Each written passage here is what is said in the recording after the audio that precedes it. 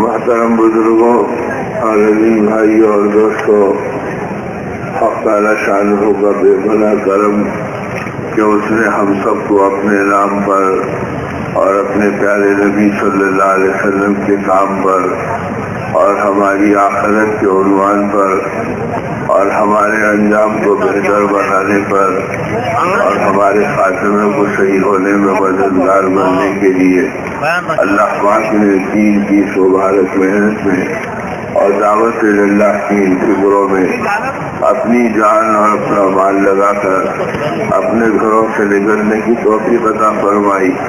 اللہ پاک اپنے کرم سے ہمیں قبول فرمائے اور اللہ سے اس بات کو دلی دل میں مانگ کے بھی رہے 24 گھنٹے، اے اللہ تیرے نام پر گھر چھوڑا اور تیرے نام پر اپنی اولاد کو چھوڑا، تیرے نام پر اپنی بیوی کو چھوڑا اور آتی کے نام پر اپنے کاروبار کو چھوڑا، یہ سب کو چھوڑ کر اس زمین پر بیٹھنے کے لیے آیا تاکہ آپ مجھ سے راضی ہو جائیں۔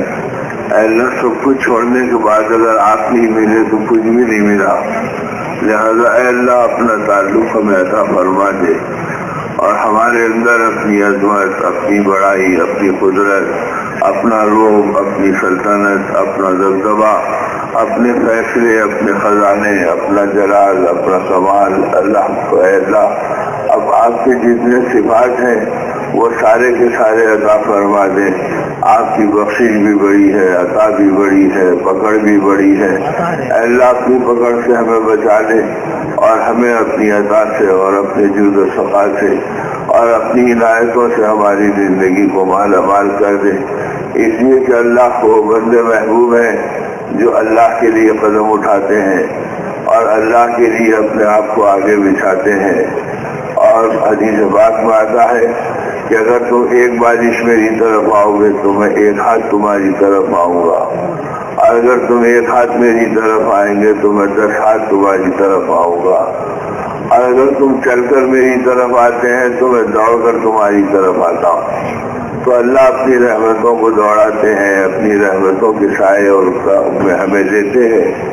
تو یہ علامت ہے اس بات کی کہ اس وقت ہم اللہ رب العزت کے رحمتوں کے سائے میں ہیں اور اللہ پاک کی رحمت ہماری طرف دوڑ رہی ہے اور ہم اللہ کے لیے اپنے آپ کو پیش کیے ہیں۔ اب اللہ کے لیے پیش کرنے والا اور اللہ کے لیے عزت پڑھانے والا اور اللہ کے لیے اپنی چیزوں کو چھوڑنے والا وہ اپنے دل میں اللہ کے تقدس کو، اللہ کی عظمت کو بڑھاتے رہے اور اللہ کی نسبت کو اپنی زندگی میں جماتے رہے۔ اسی کے لیے نبی رحمت صلی اللہ علیہ وسلم نے اپنی 23 سالہ زندگی کو مجاہدوں میں ڈالا، مشقتوں میں ڈالا، قربانیوں میں ڈالا۔ جس وقت آپ کے اوپر عمل والی آیت نازل ہو گئی، یا ایھا المدثر قم فانذر وربک فکبر، اور وہ وقت وہ تھا کہ آپ بے چین تھے اور پسینے میں شرابور تھے، یا اللہ میں کیا کروں گا اور کیسے کروں گا اور کس کو بولوں گا اور کون میری سنے گا، یہ بوجھ آپ کے اوپر تھا اور اس بوجھ کے اندر آپ اپنی جگہ پڑے فرمایا زملونی یا خدیجہ، زملونی یا خدیجہ، اے خدیجہ مجھے چادر اڑا دو، اے خدیجہ مجھے کمبل اڑا دو۔ اب آپ کمبل اوڑھ کر لیٹے ہوئے ہیں اور پسینے میں شرابور ہے، بدن آپ کا کانپ رہا ہے، اور اتنے میں یہ آیت نازل ہو گئی اور اللہ پاک کی طرف سے پیغام مل گیا، یا ایھا المدثر قم فانذر، اے چادر اوڑھ کے لیٹنے والے، اے کمبل اوڑھ کر لیٹنے والے، ہمارے حبیب صلی اللہ علیہ وسلم نبوت لیٹنے کے لیے نہیں دی گئی، قم فانذر آپ کھڑے ہو جائیے اور لوگوں کو ان کا انجام بتلائیے، ان کا نتیجہ سمجھائیے اور ان کو ان کی اپنی زندگی کی محنتوں کا صلہ بتلائیے کہ کیا ملے گا اور کیسے ملے گا۔ وَرَبَّكَ فَكَبِّرْ، اس کے لیے کچھ مت کیجیے، پہلا کام یہ ہے کہ اللہ کی بڑائی بیان کیجیے، اللہ کی قدرت بیان کیجیے، اللہ کی طاقت بیان کیجیے، اللہ کے خزانے ان کو سمجھائیے، اللہ کے اختیار و فیصلے ان کو بتلائیے، اللہ پاک کی دین اور ان کی عطا کو بتلائیے، اللہ پاک کی طرف سے ملنے والے کرم کے خزانے ان کو بتلائیے تاکہ وہ اللہ کی بڑائی کو پہچان لیں۔ تو اب اللہ کی بڑائی کی بنیاد پر آپ نے آواز لگائی یا ایھا الناس قولوا لا الہ الا اللہ تفلحوا، اے لوگوں ایک اللہ کو مان لو، ایک اللہ کو پہچان لو، اور ایک اللہ کی عظمت کو اپنے دل میں بٹھا لو، ایک اللہ کی قدرت کو تسلیم کر لو، ایک اللہ کے فیصلے اور خزانوں کو اپنے دل و دماغ میں سنبھالو، اور اس کے لیے ان باتوں کو سوچو۔ اگر یہ چیز تمہارے دل میں بیٹھ گئی کہ اللہ کے علاوہ کوئی غیر نہیں ہے جو تمہاری زندگی کا بنانے والا ہے، ہر قدم پر اللہ کی بڑائی، اور ہر قدم پر اللہ کے خزانے، اور ہر قدم پر اللہ کی جود و سخا، اگر یہ تمہارے دل و دماغ میں آ گئی تو پھر تم کو کسی خیر کے طلبگار بننے کی ضرورت نہیں، کسی اور کا محتاج بننے کی ضرورت نہیں، بلکہ تفلحوا، تم فلاح پاؤ گے، تم کامیابی پاؤ گے، اور کامیابی ایسی کہ دنیا کے ہر قدم پہ کامیابی ملے گی، اور کامیابی ایسی کہ موت کی ہر منزل پہ کامیابی آئے گی، اور کامیابی ایسی جو قیامت کے میدان میں کامیاب کرے گی، اور کامیابی ایسی جو جنت کی بلندیوں تک پہنچائے گی۔ اس طرح اس کامیابی کو اپنی زندگی کے اندر لے لو، اور اس کامیابی کو اپنے دل و دماغ میں بٹھا لو۔ یہ آپ کا نعرہ تھا، یہ آپ کی دعوت تھی، یہ آپ کی ترغیب تھی، اور اس راستے سے آپ نے اللہ کے بندوں کو اللہ کی طرف بلانے کا فیصلہ کیا۔ اور جب یہ آیتیں نازل ہوئی تو آپ نے فرمایا لا راحت بعد اليوم، لا راحت بعد اليوم، خدیجہ آج کے دن کے بعد راحت ختم ہو گئی، اور آج کے دن کے بعد راحت ختم ہو گئی۔ اب تو ایک امانت آ گئی، اب تو ایک ذمہ داری آ گئی، اب اس ذمہ داری کے اندر مجھے چلنا ہے۔ اور پھر آپ نے چل کر دکھا دیا۔ اما جان عائشہ رضی اللہ تعالیٰ نے فرمایا نبوت کے پورے دور میں میرے آقا 2 مرتبہ مسلسل پیٹ بھر کر نہیں کھائے، اگر صبح کھائے تو شام بھوکے رہے، اور شام کھائے تو صبح بھوکے رہے۔ اس طرح آپ کی زندگی چلی ہے کہ پھر آپ نے راحتوں کو ہمیشہ کے لیے خیر بات کر لیا، اور اپنی زندگی کو مجاہدوں کے اندر ڈالا، اور قربانیوں کے جوخم میں ڈالا، اور اس کامل یقین کے ساتھ ڈالا کہ ساری دنیا میرے مقابل پر ہے، اور میں اکیلا اللہ کی طرف چل رہا ہوں۔ اب چند گنے چنے اللہ کے بندے میرے ساتھ ہو گئے ہیں جن کو انگلیوں پہ گنا جا سکتا ہے، اور ان لوگوں کے ہاں نہ کوئی طاقتوں کا توازن ہے، نہ دولتوں کا توازن ہے، نہ کوئی ان کی زندگی کے اندر قوتوں کا توازن ہے، لیکن میری نظر میرے اللہ پر اور اللہ کی طاقتوں پر ہے، اور اللہ کے خزانوں اور اللہ کے وعدوں پر ہے۔ اب اللہ پاک جو کہہ رہے ہیں اس پر میرا کامل یقین ہے۔ گویا گلے میں آپ کے پھندے ڈال کر گھسیٹے جا رہے ہیں، اور لوگ آپ کے کرتے کو کھینچ کھینچ کے تار تار کر رہے ہیں، آپ سجدے میں پڑے ہیں، اور اونٹ کی اوجری لا کر اب مجاہد نے اشارہ کیا کہ کون ہے جائے اور جا کے اونٹ کی اوجری لائے اور ان کی پیٹھ پر ڈال دے۔ تو اس وقت وہ لوگ دوڑے ہوئے گئے اور اونٹ کی اوجری لائی اور لا کر آپ کی گردن مبارک پر ڈال دی۔ سر کا اٹھانا مشکل تھا، اس طرح آپ پڑے رہے، آپ کی معصوم بیٹیاں آئیں اور انہوں نے اس کو کھینچ کر نکالا اور اپنے نبی صلی اللہ علیہ وسلم کی گردن کو صاف کیا، اور آپ نے سر مبارک سجدے سے اٹھایا۔ تو اس طرح کی مشقتوں میں آپ چل رہے ہیں، اور یہ کہہ رہے ہیں کہ اللہ نے مجھے وہ پیغام دیا ہے، وہ دین دیا ہے کہ جس دین کے اوپر ساری دنیا کے اندر کامیابی کی منزلیں نظر آئیں گی، اور یہ دین پوری دنیا میں پھیلے گا۔ لوگ اس پہ ٹھٹا اور مذاق کر رہے ہیں کہ مکے کے لوگ تمہاری نہیں مانتے، گنے چنے 10-15 لوگ تمہارے ساتھ ہیں، اور تم یہ کہہ رہے ہیں کہ پوری دنیا میں بات پھیلے گی، اور تم کو دیکھو، تمہاری شکل حیثیت کو دیکھو کہ تمہارے پاس ہے کیا، نہ کوئی طاقت ہے، نہ کوئی ہتھیار ہے، نہ کوئی قوت ہے، اور یہ بات کیسے کہہ رہے ہیں؟ تو آپ کہتے تھے کہ یہ بات میں اللہ کے وعدے کی بنیاد پر کہہ رہا ہوں کہ اللہ نے فرمایا کہ یہ ہو کر رہے گا، یہاں تک کہ وہ دن آئے کہ جس میں آپ نے آنے والی امت کو سبق سکھا دیا کہ نازک سے نازک حالات میں تم دعوت پر یقین رکھو، تم اللہ کی بڑائی پہ یقین رکھو، اور تم اللہ کی بڑائی کو اپنے دل کی گہرائی میں بٹھاؤ، یہاں تک کہ وہ نازک وقت آیا کہ آپ پہنچے طلحہ ابن عثمان کے پاس، اور اس بات کو کہا جو خلید بردار کعبہ تھے، اور ان سے اس بات کو کہا کہ یہ بتاؤ کہ عثمان ابن ابی طلحہ ان کا نام تھا، اور وہاں جا کر کہا کہ عثمان میری تمنا یہ ہے کہ تم بیت اللہ کی کنجی میرے ہاتھ میں دے دو۔ تو فرمایا کیا کرو گے؟ اللہ کے گھر میں اللہ کا نام لوں گا۔ تو وہ اللہ کے نبی جن کو اللہ کے گھر میں اللہ کا نام لینے کی اجازت نہیں تھی اور ساری دنیا آپ پہ ٹوٹ پڑ رہی تھی، لیکن آپ یہ کہہ رہے تھے میں وہ دین لے کر آیا ہوں جو پوری دنیا میں جائے گا۔ جس وقت آپ نکلے اپنے گھر سے اور چلے گئے تو گھر کی بچیوں نے کہا کہ ہمارا دل نہ کھانے میں لگتا نہ پکانے میں لگتا، بلکہ ہم ابا جان صلی اللہ علیہ وسلم کے انتظار میں رہتے ہیں کہ آپ کب آئیں گے کب آئیں گے۔ جب آنے کا مقررہ وقت چل گیا تو ہم گھر کے دروازے پہ آپ کو ٹکٹکی باندھ کے دیکھنے لگے۔ دیکھتے دیکھتے ہماری آنکھیں سوکھ گئیں اور پھر ایک غبار اٹھا اور اس میں کچھ لوگ آئے، پھر ایک غبار اٹھا جس میں آقا رحمت صلی اللہ علیہ وسلم کی شبیہ مبارک نظر آئی کہ آپ آ رہے ہیں۔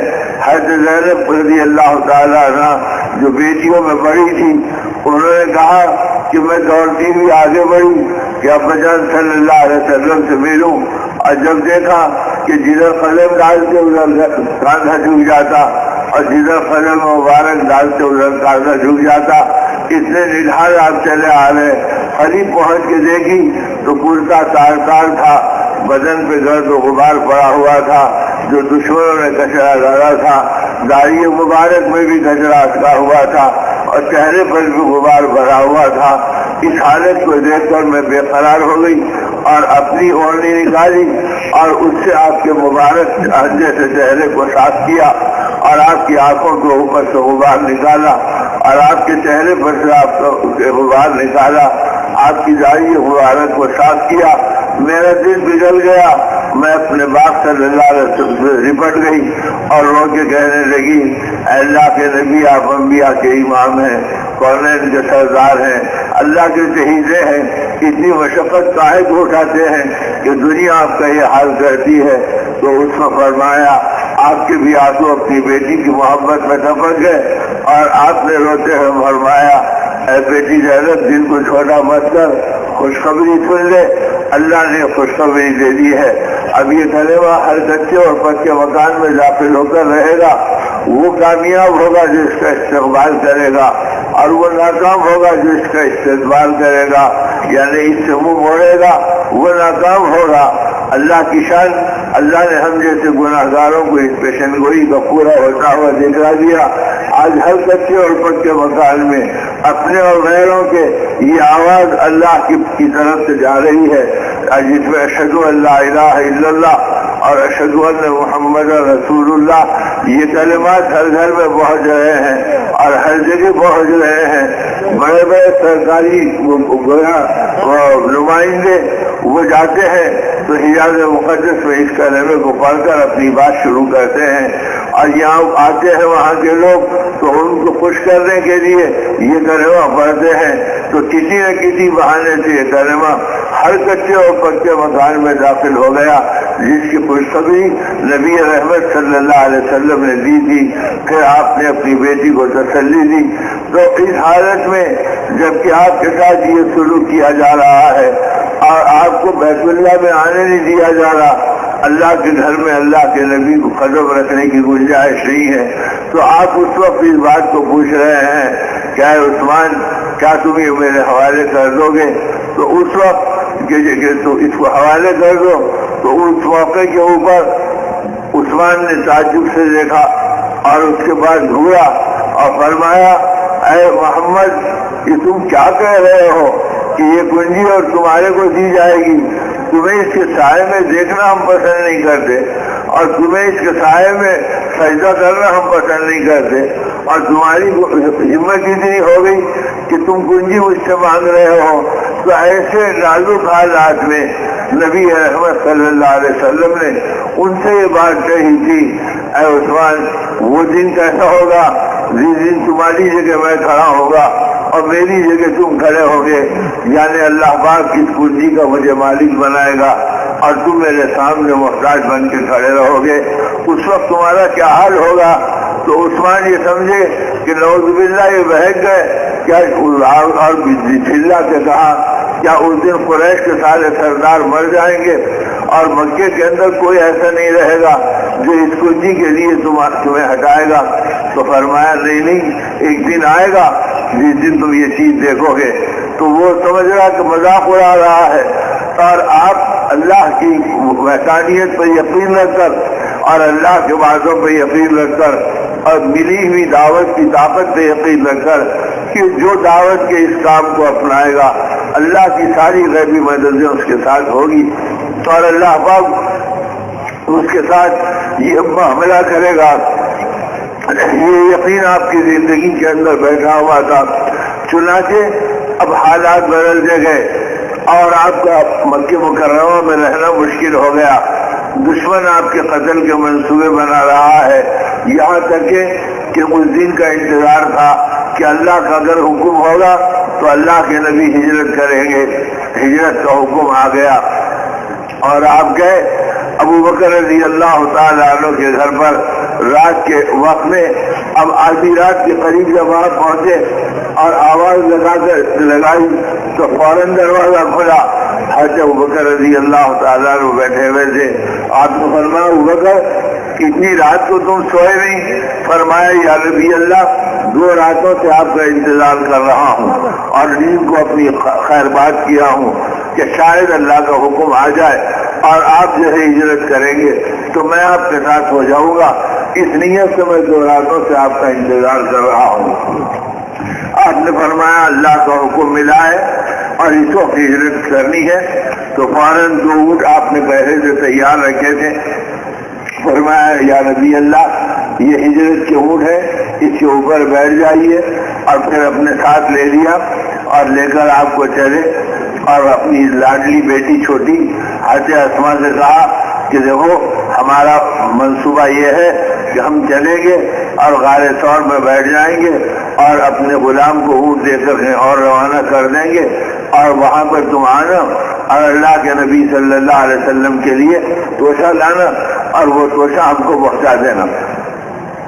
اب دشمن ہر ایک کو دیکھ رہا ہے، چھوٹی بچی کا کیا اندازہ کہ یہ وہاں جا رہی ہے یا آ رہی ہے، لیکن وہ جاتی اور پہلے دن توشہ پہنچا کے آ گئی، اور دوسرے دن اسے توشہ پہنچانے کے لیے دیکھا کہ کوئی چیز نہیں، تو اپنی اوڑھنی کا آدھا حصہ پھاڑا، آدھا اپنے سر پہ اوڑھ لیا اور آدھے کے اندر اپنی اوڑھنی کے اندر اس توشے کو لپیٹ لیا۔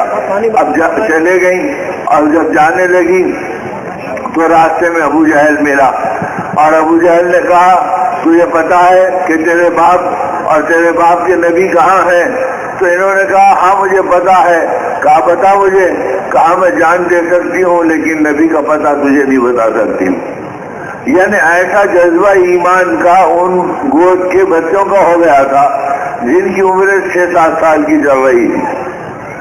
اس نے غصے میں آ کر بالوں کو پکڑ کے کھینچا اور زور سے چھوڑا، منہ پہ تماچا لگایا اور وہ جا کے ایک پتھر پہ گری تو منہ پر تماچے کی وجہ سے ایک قسم کا ورم آ گیا اور پھر ایک طرف مار لگ گیا۔ اب اس حالت میں اپنے آنسو پہنچے اور جب وہ چلا گیا تو یہ دوسری طرف سے آگے بڑھ گئی اور نبی رحمت صلی اللہ علیہ وسلم کی خدمت میں پہنچی، اور پہنچنے کے بعد میں آپ نے دیکھا اور کہا بیٹی غمزدہ کیوں ہے؟ کہا کہ راستے میں ابو جہل ملا تھا اور اس نے یہ ظلم میرے اوپر کیا، تو آپ نے دعا دی اور وہ دعا لے کر وہ معصوم بچی اپنے گھر کو واپس لوٹی۔ اس طرح دین کی ان محنتوں میں ابتدا سے مجاہدے قربانیاں رکھی گئی۔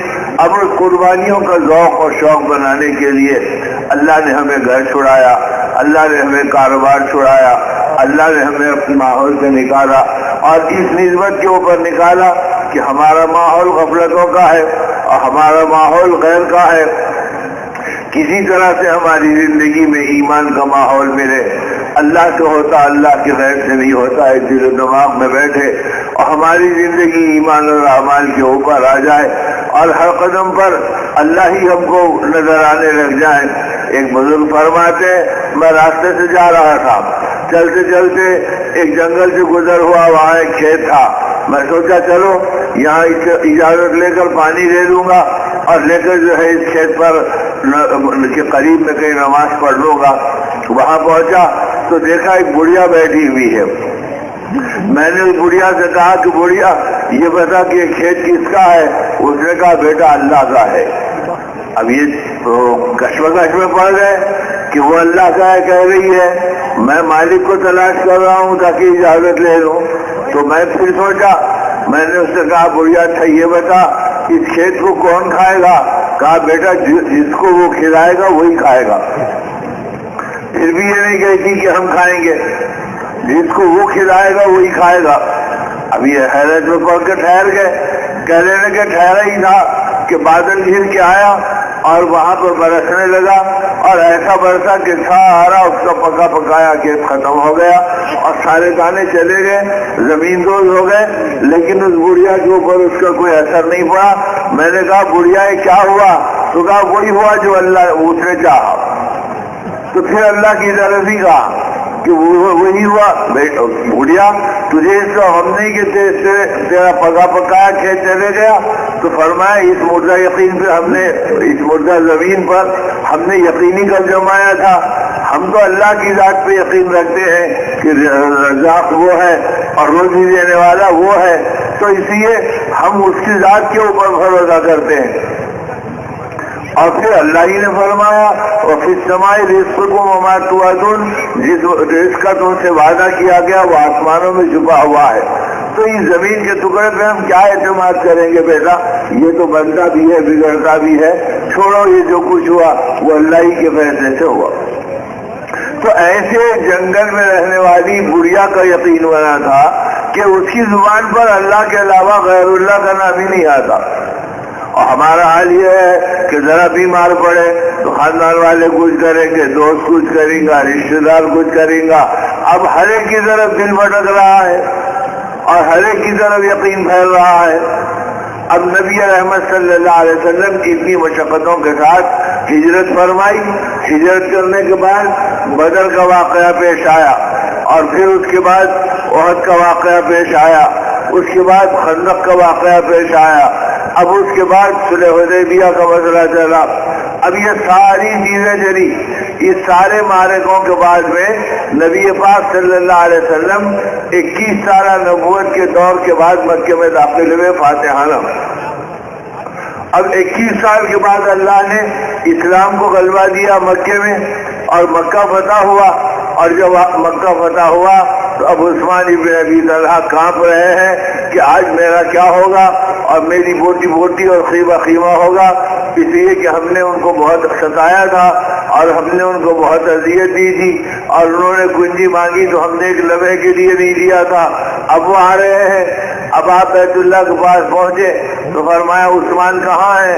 اب عثمان کپ کپاتے ہوئے ہاتھوں سے اس کنجی کو لے کر آئے. یا رسول اللہ ایک کنجیاں موجود ہیں. آپ نے اس کنجی کو لیا، بیت اللہ کا دروازہ کھولا اور بیت اللہ کے اندر گئے، وہاں نماز پڑھی، دعا کی اور دعا کرنے کے بعد واپس آئے. آگے فرمایا عثمان بتاؤ اب تمہارے ساتھ کیا سلوک کیا جائے؟ تو انہوں نے کہا کہ کریم سے کرم ہی کی امید کی جاتی ہے. تو آپ نے لوگ تیار تھے، صحابہ دیکھ رہے تھے کہ شاید کسی طرح یہ کنجی کے ہم وارث بن جائیں گے اور یہ کنجی کی ذمہ داری ہمارے اوپر آئے گی، یہ منصب ہم کو ملے گا. نبی پاک صلی اللہ علیہ وسلم نے بڑے مجمع میں اس بات کو فرمایا کہ عثمان ہاتھ بڑھاؤ، اور ہاتھ بڑھانے کے بعد فرمایا یہ کنجی میں تمہیں دوبارہ واپس کرتا ہوں اور اس اعلان کے ساتھ واپس کرتا ہوں کہ یہ کنجی قیامت تک تمہاری نسلوں میں باقی رہے گی. اتنا بڑا اعزاز آپ نے اس مقابل کو دیا جسے ایک لمحے کے لیے کنجی دینے کے لیے گوارا نہیں کیا. یہ کہا کہ یہ کنجی تمہارے قبضے میں صرف نہیں رہے گی بلکہ قیامت تک تمہاری نسلوں میں باقی رہے گی. آج 1500 برس گزر گئے، اسی نسل میں وہ کنجی چل رہی ہے. بڑے سے بڑے بادشاہ آتے ہیں تو ان سے کنجی حاصل کرتے ہیں اور پھر کنجی انہی کے قبضے میں واپس جاتی ہے. تو اللہ کے نبی صلی اللہ علیہ وسلم نے یہ گویا معاملہ فرمایا تاکہ قیامت تک پتہ چلے کہ امت میں دین کی محنت کرنے والے دشمنوں سے بدلہ نہیں لیتے بلکہ ان کے ساتھ سلوک کرتے، ان کے ساتھ محبت کرتے، ان کے ساتھ عطایا اور گویا نعمتوں کے سے نوازتے. اب نتیجہ یہ نکلا کہ وہ بھی اسلام میں داخل ہو گئے اور ان کا گھرانہ بھی اسلام میں داخل ہو گیا. اور یہ دیکھ کے بڑے بڑے سردار قریش کے اسلام میں داخل ہو گئے کہ یہ کیسی عجیب بات ہے کہ ایسوں کے ہاتھ کے اندر دے رہے ہیں کہ جو رات دن ان کے مقابل اور مخالفت کے اندر چلے. اب آپ پلٹے اور پھر واپس گئے تو آپ نے مسجد نبی کے ساتھ ایک ماحول بنایا تھا. اسی لیے ہمارے بڑے کہتے ہیں کہ جلسے و جلوس اور اجتماع ہماری زندگی کے مقاصد میں سے نہیں ہے. یہ تو ایک محنت کرتے کرتے قریب آنا اور پھر ایک محنت کو پھیلانے کے لیے جمع ہونا. تو دو محنتوں کے بیچ میں جمع ہونے کا نام اجتماع ہے اور اس کے اندر اللہ کے دین کی محنتوں کا مذاکرہ ہو تاکہ امت کو اس سے نفع ہو جائے اور ہمارے بڑوں کی باتوں سے ہماری زندگی میں خیر آئے اور اس راستے کا فہم اور اس راستے کی بصیرت اور آگے بڑھے. اس لیے یہ وقتی طور کے اوپر ان جوڑوں کا اہتمام کیا جاتا ہے. اب نتیجے کے اندر اب آپ نے مسجد نبی کے اندر ایک ماحول بنایا تھا اور امت کا دین کی محنتوں سے مزاج بنایا تھا کہ اس امت کا ہر آدمی مسجد کا نمائندہ ہے. یہ مسجد میں آ کر ایمان سیکھے، یہ مسجد میں آ کر اعمال سیکھے، یہ مسجد میں بیٹھ کر اپنی آخرت کو پہچانے، یہ مسجد میں بیٹھ کر اعمال کی قیمتوں کو دیکھے. چنانچہ مسجد نبی کے اندر 24 گھنٹے کا ایک ماحول بنایا گیا تھا جس کے اندر کبھی ایمان کی مجلسیں ہوتی، کبھی آخرت کی فکریں ہوتی، کبھی تعلیم کے حلقے لگتے، کبھی قرآن کے سیکھنے سکھانے کا ماحول بنتا، کبھی تنہائیوں کے اندر آہیں بھرتے اور کبھی اللہ کی بارگاہ میں اپنے گرم گرم آنسو ٹپکاتے اور اللہ رب العزت کی رحمتوں اور مددوں کو متوجہ کرتے. اس طرح 24 گھنٹے مسجد نبی کے اندر ایک ماحول بنا. اب یہ 2.5 گھنٹے میرے دوستوں اس بات کے لیے نہیں ہے کہ جب جی میں آ گیا 2.5 گھنٹے لگا دیے اور وہ بھی بے دلی کے ساتھ لگ گئے کہ بھائی تھوڑی دیر بیٹھو کچھ مشورہ کر لو اور نکل جاؤ. بلکہ حضرت فرماتے تھے یہ 2.5 گھنٹے کا گاڑا چلاؤ، یعنی 1-2.5 گھنٹے ختم ہو رہے ہیں اب دوسرے 2.5 گھنٹے وہاں سے شروع ہو جائیں. کیا پھر وہ کہیں کہ صاحب اس 2.5 گھنٹے میں 1-2 ذمہ دار ہمارے ہیں، باقی کے محلے کے عام آدمی ہیں اور ان میں سے کسی سے کوشش کر کے ان کو ساتھ رکھ لو. اب اس میں پھر تعلیم بھی ہو، استقبال بھی ہو اور اس کے اندر جو ہے آنے والوں کے ساتھ دعوت بھی ہو اور سارے کام وہاں پر چل رہے ہو. اور اس کے بعد میں جب وہ 2.5 گھنٹے ختم ہو رہے ہیں تو ظہر کے بعد سے پھر اثر تک 2.5 گھنٹے کا ایک ماحول بنے جو مسجد کے اندر بیٹھ کر فکر کرے اور مسجد کے باہر دعوت دیتا رہے. اب اس طریقے سے دعوت کا ماحول بنتا رہے تو اب یہ سلسلہ عشاء تک اور عشاء کے بعد تک چلتا رہے. اگر ایسے چلتا رہے تو مسجد میں جو آئے گا اسے ایمان کا ماحول ملے گا، مسجد میں جو آئے گا اسے دعوت کی عظمت ملے گی، مسجد میں جو آئے گا اس کے کان میں اللہ کا بول پڑے گا، مسجد میں جو آئے گا وہ اپنی زندگی کے بارے میں سوچنے پہ مجبور ہوگا کہ مجھے بھی اپنے اعمال بنانے ہیں اور میری زندگی ایمان اور اعمال پہ بنتی ہے، چیزوں کے راستے سے زندگی نہیں بنتی. یہ باطل کا نعرہ ہے. جتنی محنت کرو اتنا مال ملے گا اور جتنا مال ملے گا اتنی چیزیں ملیں گی اور جتنی چیزیں ملے گی اتنا عیش و راحت ہوگا. یہ نعرہ باطل کا ہے. اور ایمان کا نعرہ یہ ہے کہ جتنی تم محنت کرو گے اتنا تقویٰ بنے گا اور جتنا تقویٰ بنے گا اللہ کی مدد آئے گی اور جتنی اللہ کی مدد آئے گی اس پر تمہارے حالات بدلیں گے اور زندگی پلٹے گی. اب چنانچہ مسجد نبی کے اندر اسی اعمال کی محنت 24 گھنٹے چلتے رہتی تھی. اس کا نتیجہ یہ تھا کہ اس کے اندر آنے والوں کا یقین بنتا تھا کہ اللہ سے ہوگا، اللہ کے غیر سے نہیں ہوگا. اب مسجد سے نکلے رات کے کے وقت میں عشاء کے بعد میں۔ اب وہ دو صحابہ کہتے ہیں گھٹاٹوپ اندھیرا ہے، ڈر ہے کہ کسی طرف سے کوئی منافق تیر مار دے، اور ڈر ہے کہ کہیں کوئی یہودی ہمارے لیے کوئی تکلیف اور اذیت کا سبب بن جائے۔ اب ہم دونوں چل رہے ہیں۔ ہم نے کہا اے اللہ اندھیرا گھٹاٹوپ ہے اور ہمارا قدم رکھنا مشکل ہے، پتہ نہیں ہم سانپ پہ قدم رکھ رہے ہیں یا بچھو پہ قدم رکھ رہے ہیں۔ مدینے میں اس زمانے میں سانپ بہت تھے اور وہ چلتے تھے، پیروں کے نیچے آ جاتے تھے اور انسانوں کو ڈر دیتے تھے۔ اب صحابہ کہہ رہے ہیں کہ اللہ ہمیں کچھ پتہ نہیں، ہم تیرے بھروسے پہ نکلے ہیں۔ حدیث پاک میں آتا ہے کہ انہوں نے ادھر دعا کی، ادھر ایک صحابی کے عصا میں سے ایک نور نکلا اور ایک دم پورا علاقہ جگمگا گیا۔ انہوں نے کہا دیکھو اللہ کی مدد آ گئی، اب اس روشنی میں ہم چلیں گے۔ اب چلتے چلتے جب آگے بڑھے تو آگے بڑھتے بڑھتے وہ جگہ آ گئی کہ ایک صحابی کا گھر سیدھی جانب ہے اور دوسرے صحابی کا گھر بائیں جانب ہے۔ اب انہوں نے کہا کہ کیا کریں، تو فوراً انہوں نے کہا یہ عصا تم لے لو، میرا گھر قریب ہے، میں کسی طرح چلا جاؤں گا، تم کو دور تک جانا ہے، اس میں روشنی ہے۔ انہوں نے کہا نہیں، اللہ نے تمہارے عصا میں روشنی نکالی، تم اسے لے کر جاؤ۔ اس لیے کہ مجلس ایمان کی خودکار بناتی تھی اور تعلیم میں اس بات کا جذبہ بنتا تھا کہ اب اللہ کے علاوہ کسی غیر کی طرف مت جھانکو۔ تو اب وہ غیر تھے، ان کا عصا لینے کو بھی تیار نہیں۔ کہا بھائی جو اللہ ہم دونوں کی مدد کیا وہ اللہ میری بھی مدد کرے گا۔ اے اللہ میرا راستہ بدل گیا، میرے لیے کوئی مدد کا سامان کر دے۔ تو لمحے کے اندر ابھی ان کی دعا ختم نہیں ہوئی، ان کے پیر کے انگوٹھے سے ایک نور نکلا اور ایسا نور نکلا کہ پورا علاقہ جگمگا گیا۔ تو وہ دیکھ کے پہلے صحابی مسکرا گئے اور کہا کہ ٹھیک ہے تم اپنی طرف جاؤ۔ اپنی طرف جاتے ہیں تو گھر تک پہنچنے تک پیر کے انگوٹھے کا وہ نور چلتا رہا اور اسی کے اندر وہ اپنے گھر پہنچ گئے۔ تو جب مسجد کے ماحول میں رہ رہے تھے اور مسجد کے ماحول میں اپنا وقت گزار رہے تھے تو یقین ان کا بڑھ رہا تھا اور اللہ کی غیبی مددوں کو یہ اپنی آنکھوں سے دیکھ رہے تھے کہ دعاؤں پر اللہ زندگی بناتے اور دعاؤں پر اللہ حالات بدل دیتے اور اللہ سے مانگنے پر اللہ غیبی مدد شامل حال کر دیتے۔ اب یہ ہر حال میں اللہ کے غیر سے بے نیاز ہو کر چل رہے تھے۔ اب نتیجہ یہ تھا کہ تعلیم کے حلقوں میں بیٹھ کر اور تعلیم کے مذاکروں میں رہ کر اب یہ مسجد کے نمائندے بنے تھے۔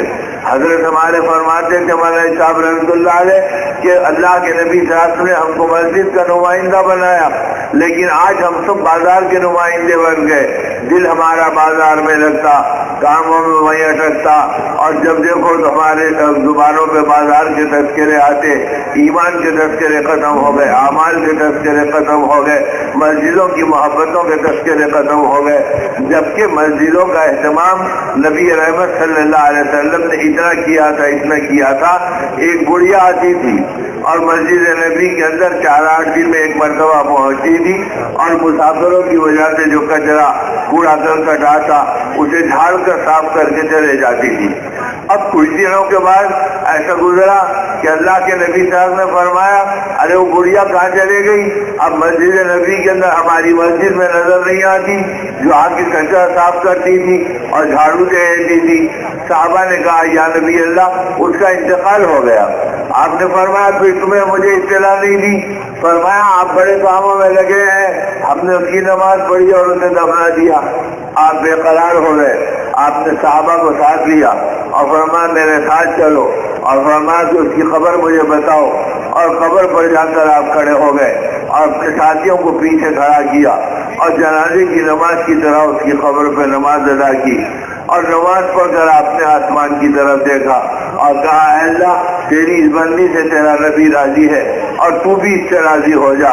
تو صحابہ حیران ہو گئے کہ اللہ کے نبی صاحب نے کتنی بڑی دعا کی، اور پھر وہاں سے آپ لوٹے تو مسجد کے اندر کے کاموں کا آپ نے اہتمام بتلایا اس کا اثر یہ پڑا کہ جس زمانے میں امیر المومنین حضرت عمر رضی اللہ تعالیٰ عنہ خلافت پر تھے، اور اس خلافت کے زمانے میں جب آپ مدینہ طیبہ جاتے تھے تو مدینہ کے اندر آپ ہفتے کے دن مصروف ہیں قباء کی مسجد کو جانا، تو ہفتے کے دن آپ قباء کی مسجد جاتے تھے، وہاں 2 رکعت پڑھنا ایک حج کے برابر، ایک عمرے کے برابر ثواب رکھتا، تو وہاں جا کر آپ نماز پڑھتے تھے اور وہاں جا کر علاقے کے احوال بعد میں لیتے تھے، پہلے جھاڑو لیتے تھے اور پوری مسجد کو اپنے ہاتھوں سے جھاڑو دیتے تھے، امیر المومنین ہو کر جھاڑو دیتے تھے۔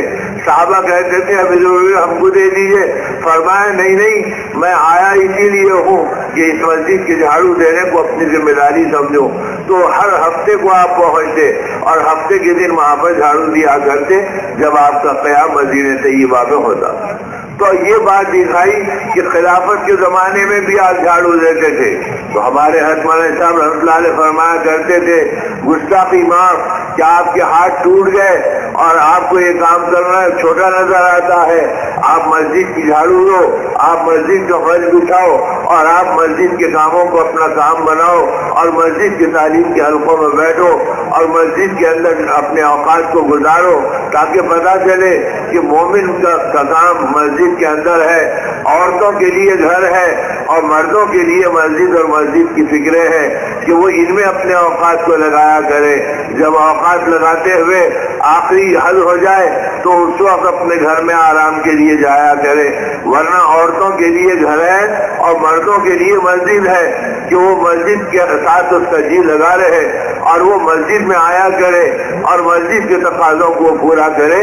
تو اس طرح فرمایا کہ یاد رکھو کہ مسجد کی فکریں کرنا، اللہ کے نبی صلی اللہ علیہ وسلم نے ہر مومن کو مسجد کا نمائندہ بنایا، اب تم بازار کے نمائندے بن گئے، تم کاموں کے نمائندے بن گئے، تم مال کے نمائندے بن گئے، تم چیزوں کے نمائندے بن گئے اور رات دن وہی اس فکروں کے اندر تم چل رہے ہیں، اب مسجد کی فکروں کو تم بھول گئے۔ یاد رکھو یہ اللہ کا گھر ہے اور اللہ کا گھر ہے، جو مسجد کے کو اللہ کے در کو اپنا در بنائے گا اللہ اسے باقی تمام در سے بے خوف کر دیں گے اور اس سے امن دے دیں گے، اور اگر تم نے اللہ کے خوف کو اور اللہ کے در کو اپنا در نہیں بنایا تو در در کی ٹھوکریں کھانا پڑے گا اور در در کی چکریں مارنا پڑے گا، اور اس کے بعد تمہیں اس سے زیادہ نہیں ملے گا جو اللہ کی طرف سے طے ہے۔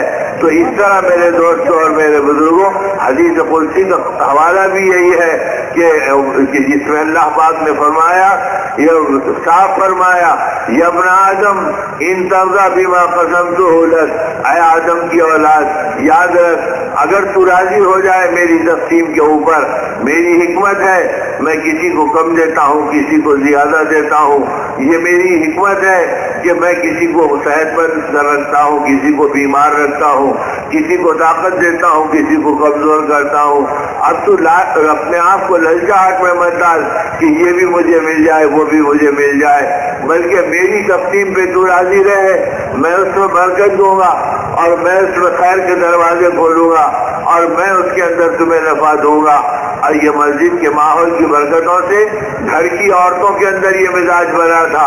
ام شریک رضی اللہ تعالی عنہ گھر میں فقر و فاقہ ہے اور بچے بے چین ہیں، اب سوچا کیا کروں، عورت ہوں، فوراً صلاۃ الحاجت پڑھی اور دعا کے لیے بیٹھ گئی۔ اب یہ رکعت باندھی تھی کہ اسے اپنے کمرے میں کوئی گر گر پھرنے کی آواز آ رہی ہے، سلام پھیر کے دیکھا تو چکی پھر رہی ہے، پھرانے والا نہیں ہے اور چکی کے اندر سے آٹا گر کے چلے جا رہا ہے۔ اب اس نے سارے آٹے کو سمیٹا اور گھر کے جتنے برتن تھے بھر لیے اور جتنی چیزیں تھی اس کے اندر ان کو بھر لیا، اس کے بعد بھی وہ آٹا چل رہا تو فرمایا ارے اس میں کتنی دانے ہیں کیا اس کے آٹا ختم ہی نہیں ہوتا، یہ خیال کر کے اٹھا کے دیکھا تو دیکھنے کے بعد آٹا نکلنا بند ہو گیا۔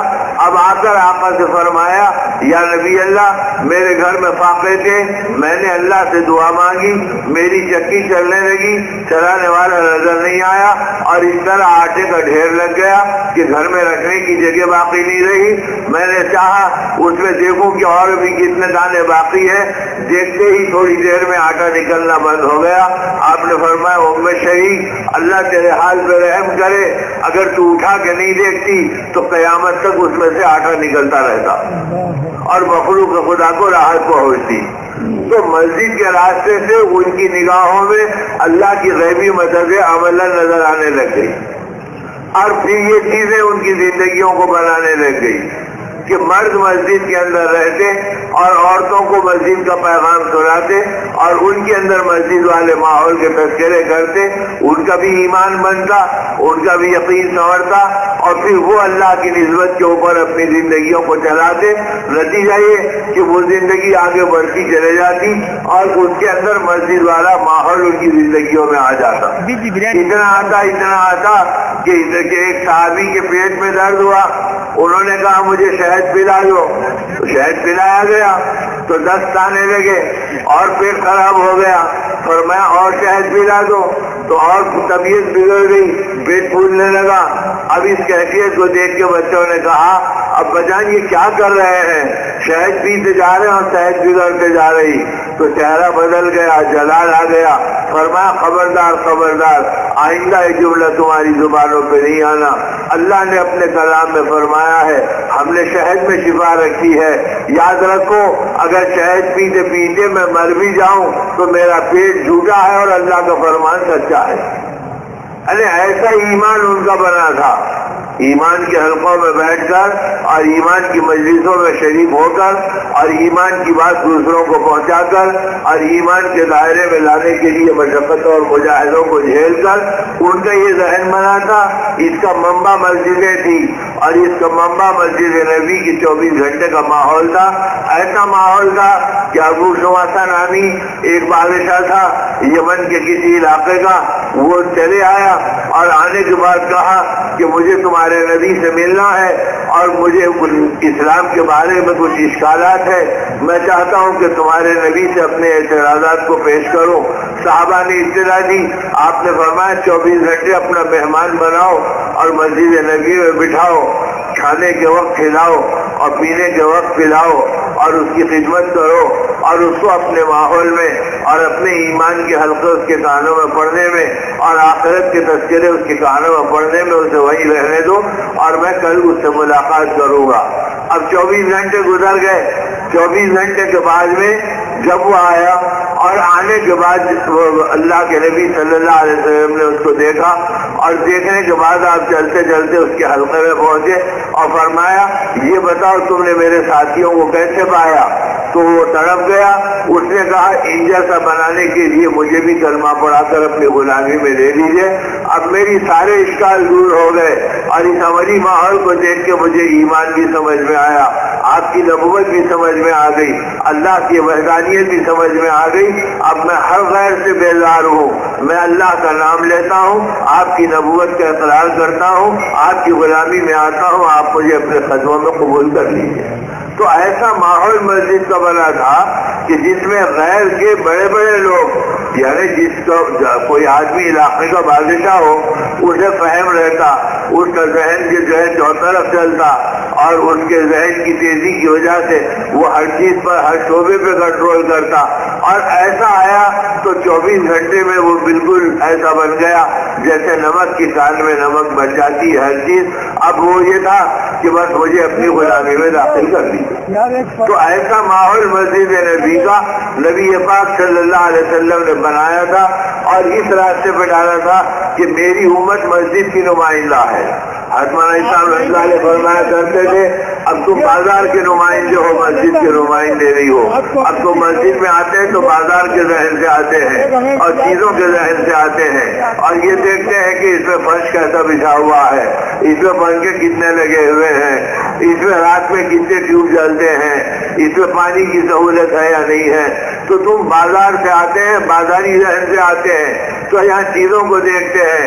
ورنہ اگر تم مسجد کے نمائندے بنتے تو تم مسجدوں میں جاتے تو تقوی کے حلقوں کو دیکھتے, مسجدوں میں جاتے تو تم اللہ کی بڑائی کے تذکرے سنتے, مسجدوں میں جاتے تو تم ایمان کی مجلسوں میں بیٹھتے, اور تم بازاروں میں جاتے تو مسجد کے نمائندے بن کر بازار میں جاتے. اب لوگ تمہاری زندگی کو دیکھتے کہ یہ اس کی زندگی عام بازاریوں کی طرح نہیں ہے، اس کی نگاہوں میں حیا ہے، اس کے بول میں سچائی ہے، اس کی عادتوں میں صداقت ہے، اور اس کی زندگی کے اندر دوسروں پہ رحم اور شفقت کا جذبہ ہے۔ ارے یہ تو دنیا سے الگ ہے، تو تم مسجد کے نمائندے بن کے وہاں پر جاتے اور وہاں پر بھی تمہاری فکر ایمان کی ہوتی اور ہدایت کی ہوتی۔ اب ایک آدمی اسلام میں داخل ہوئے، وہ یہودی تھے۔ اب صحابہ کرام نے بیٹھے بیٹھے ایک دوسرے سے مذاکرہ کیا اور کہا بتاؤ کہ تم اسلام میں کیسے داخل ہوئے اور تم اسلام میں کیسے داخل ہوئے۔ تو جب ان کی باری آئی تو انہوں نے کہا کہ میں تو یہودی نسل تھا اور میں اپنے گھر سے سامان لینے کے لیے مدینے کے بازار گیا۔ اللہ کی شان یہ کہ ایک ایمان والے سے میرا سابقہ بڑھ گیا، اور جب میں وہاں پہنچا اور کہا میرا سامان دے دو تو اس نے کہا سامان دینے کے لیے بازار میں بیٹھا ہوں اور مجھے اس سے کوئی انکار نہیں، لیکن میری ایک تمنا ہے، اگر تم میری تمنا پوری کر دو تو آج کے دن تم سے زیادہ مجھ پر احسان کرنے والا کوئی نہیں۔ میں اچنبھے میں پڑ گیا کہ یہ کاروبار کرنے کے بجائے تمنائیں بتلا رہا ہے، لیکن اس لجاجت سے اس نے کہی کہ میں نے کہا بتاؤ تمہاری تمنا کیا ہے؟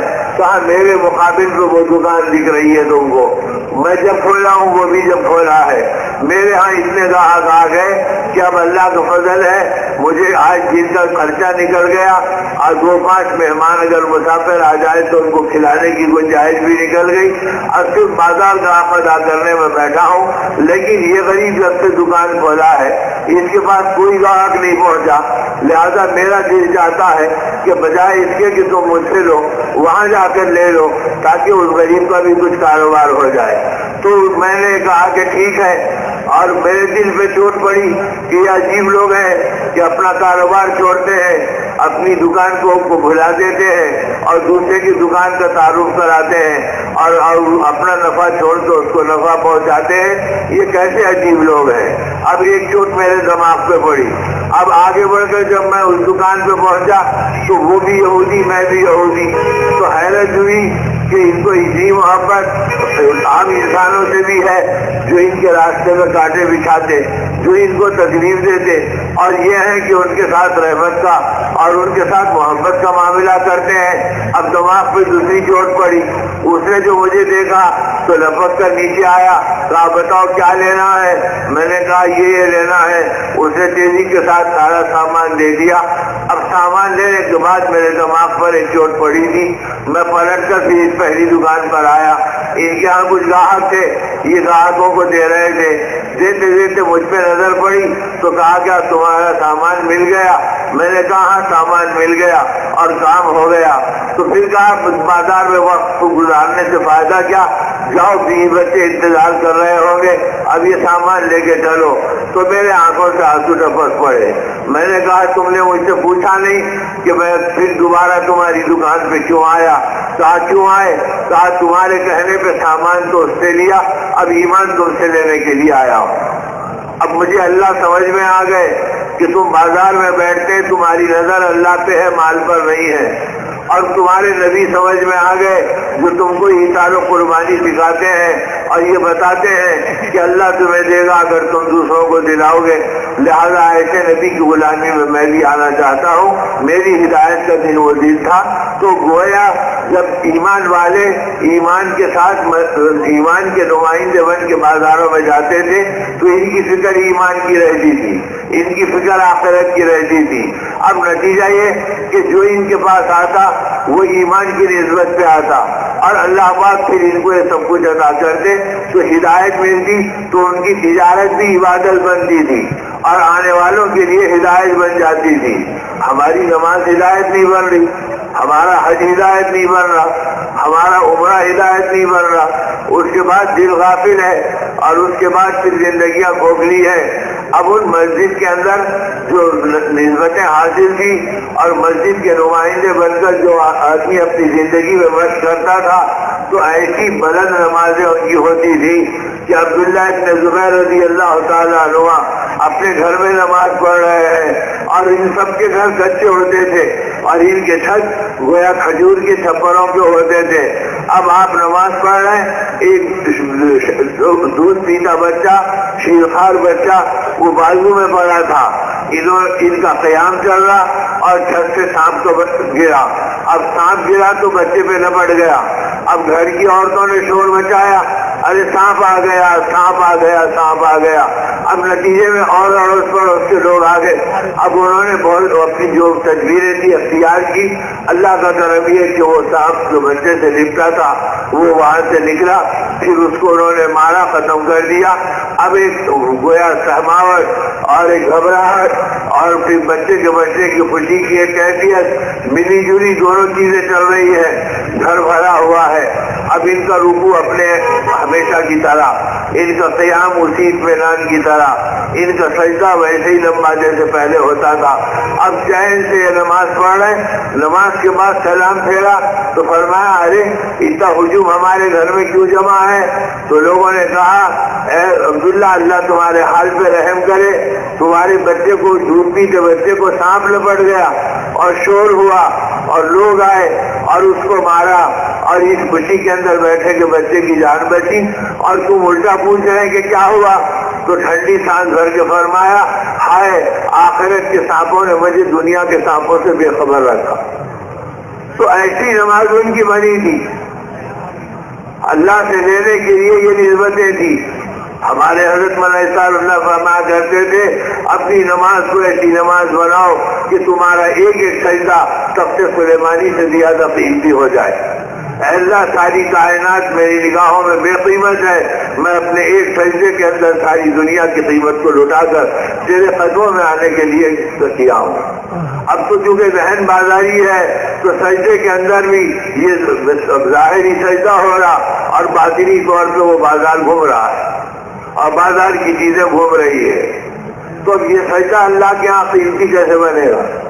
تو اب یہ جو ہے اس کی ابتدا ہے کہ آدمی کے 2.5 گھنٹے لگے، 2.5 گھنٹے کا چکر شام تک چلتا رہے، مسجد آباد رہے اور ہماری زندگی اس کے اندر گزرتی رہے اور ہم ان کاموں میں رہے تو ہم کو پھر نماز کا لطف آئے گا، پھر سجدوں کی برکت نظر آئے گی، پھر اللہ کے گھر کے اندر رہنے پر اللہ کی مددیں سمجھ میں آئے گی۔ اب ایسی مدد سمجھ میں آ گئی کہ وہی ابن کعب اللہ کے راستے میں نکلے ہوئے ہیں، حضرت عمر رضی اللہ تعالیٰ لوٹ کر آئے، بارش موسلادھار ہو رہی ہے، لوگ تو ادھر ادھر بچ رہے ہیں اور جو آیا وہ بارش کے اندر گویا سر سے لے کے پیر تک اسی پانی کے اندر گر گیا اور اس کے بالوں سے اس کے سر سے پانی ٹپک رہا ہے۔ اور ادھر آتے ابی ابن کعب اپنی جماعت کے ساتھ آئے، ایک بوند ان کے اوپر نہیں ہے، یہ خوش چلے آئے۔ حضرت عمر نے فرمایا کہاں سے آ رہے ہیں؟ تو کہا فلاں جگہ سے آ رہے ہیں۔ کہا اتنا لمبا راستہ اور تم سوکھے کے سوکھے ہیں اور مخلوق خدا اس بارش میں بھیگ بھیگ کر ادھر ادھر بچ رہی ہے؟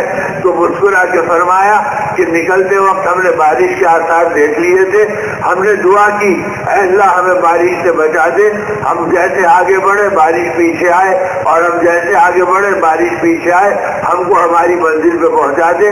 اللہ نے ہماری دعا قبول کر لی۔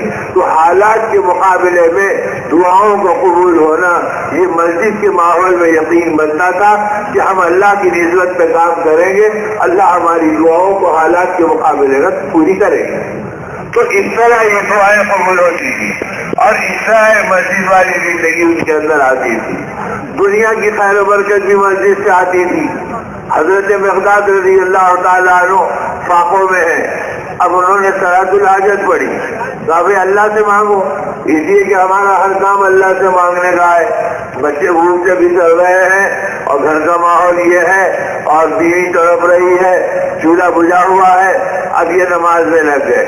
نماز پڑھ کے بیٹھے تھے اور ابھی سلام پھیر کر دعا مانگنے کے لیے بیٹھے تھے، اتنے میں 2 چوہے ان کے سامنے آنے لگے۔ اب وہ کھیلنے لگے تو یہ ان کو دیکھنے لگے، یہاں تک کہ کھیلتے کھیلتے ایک چوہا قریب آیا، انہوں نے اپنی سر کے اوپر کی ٹوپی نکالی اور اس چوہے پہ ڈال دی، وہ چوہا اس کے اندر گر گیا۔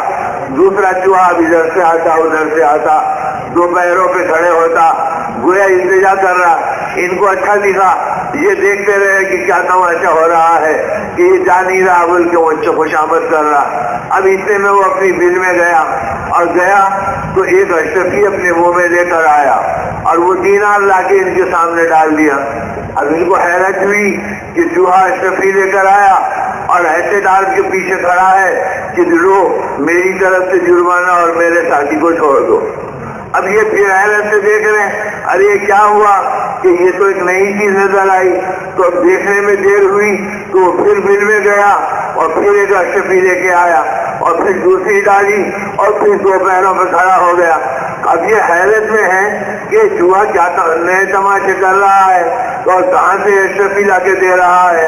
اب جب دیکھنے لگے تو وہ پھر گیا اور پھر ایک منہ میں پکڑ کر لایا اور پھر گیا پھر ایک منہ میں پکڑ کر لایا اور جب 16 اشرفیاں ہو گئی تو 17ویں اشرفی کو ایسے لایا کہ اس کے ساتھ کپڑا چپکا ہوا تھا، لا کے ڈال کے بیٹھ گیا کہ گویا وہ اپنی زبان حال سے کہہ رہا کہ تھیلی کی تھیلی حوالے کر دیا، اب اس کے علاوہ کچھ نہیں، میرے ساتھی کو چھوڑ دو۔ حضرت مقداد کہتے ہیں جب میں اس منظر کو دیکھا تو ٹوپی اٹھا لیا، وہ دونوں کھیلتے ہوئے چلے گئے۔ اچھا اب ان میں ایمان تھا، ایمان حلال و حرام کو بھی بتاتا تھا اور جائز و ناجائز کو بھی بتاتا تھا۔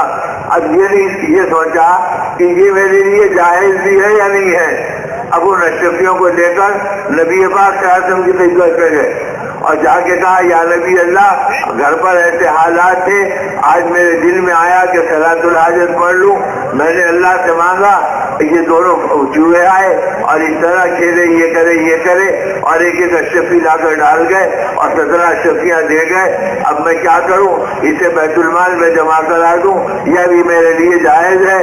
تو آپ نے فرمایا کہ وہ فرشتے تھے جو تمہارے پاس آئے تھے، اگر اصلی شکل میں آتے تو تم ہیبت کھا جاتے، اور وہ اشرفیاں تمہارے لیے اللہ نے دی ہیں، خوب حلال ہے، اطمینان سے کھاؤ اور مزے سے رہو، یہ کہہ کر آپ نے پیٹ تھپتھپایا اور بھیج دیا۔ تو گویا مسجد کے راستے سے جو نماز ملی تھی وہ نماز دنیا کو یوں فتویٰ میں ڈال دیا کرتی اور ایسے ڈال دی تھی کہ آدمی کو پتہ بھی نہیں چلتا تھا۔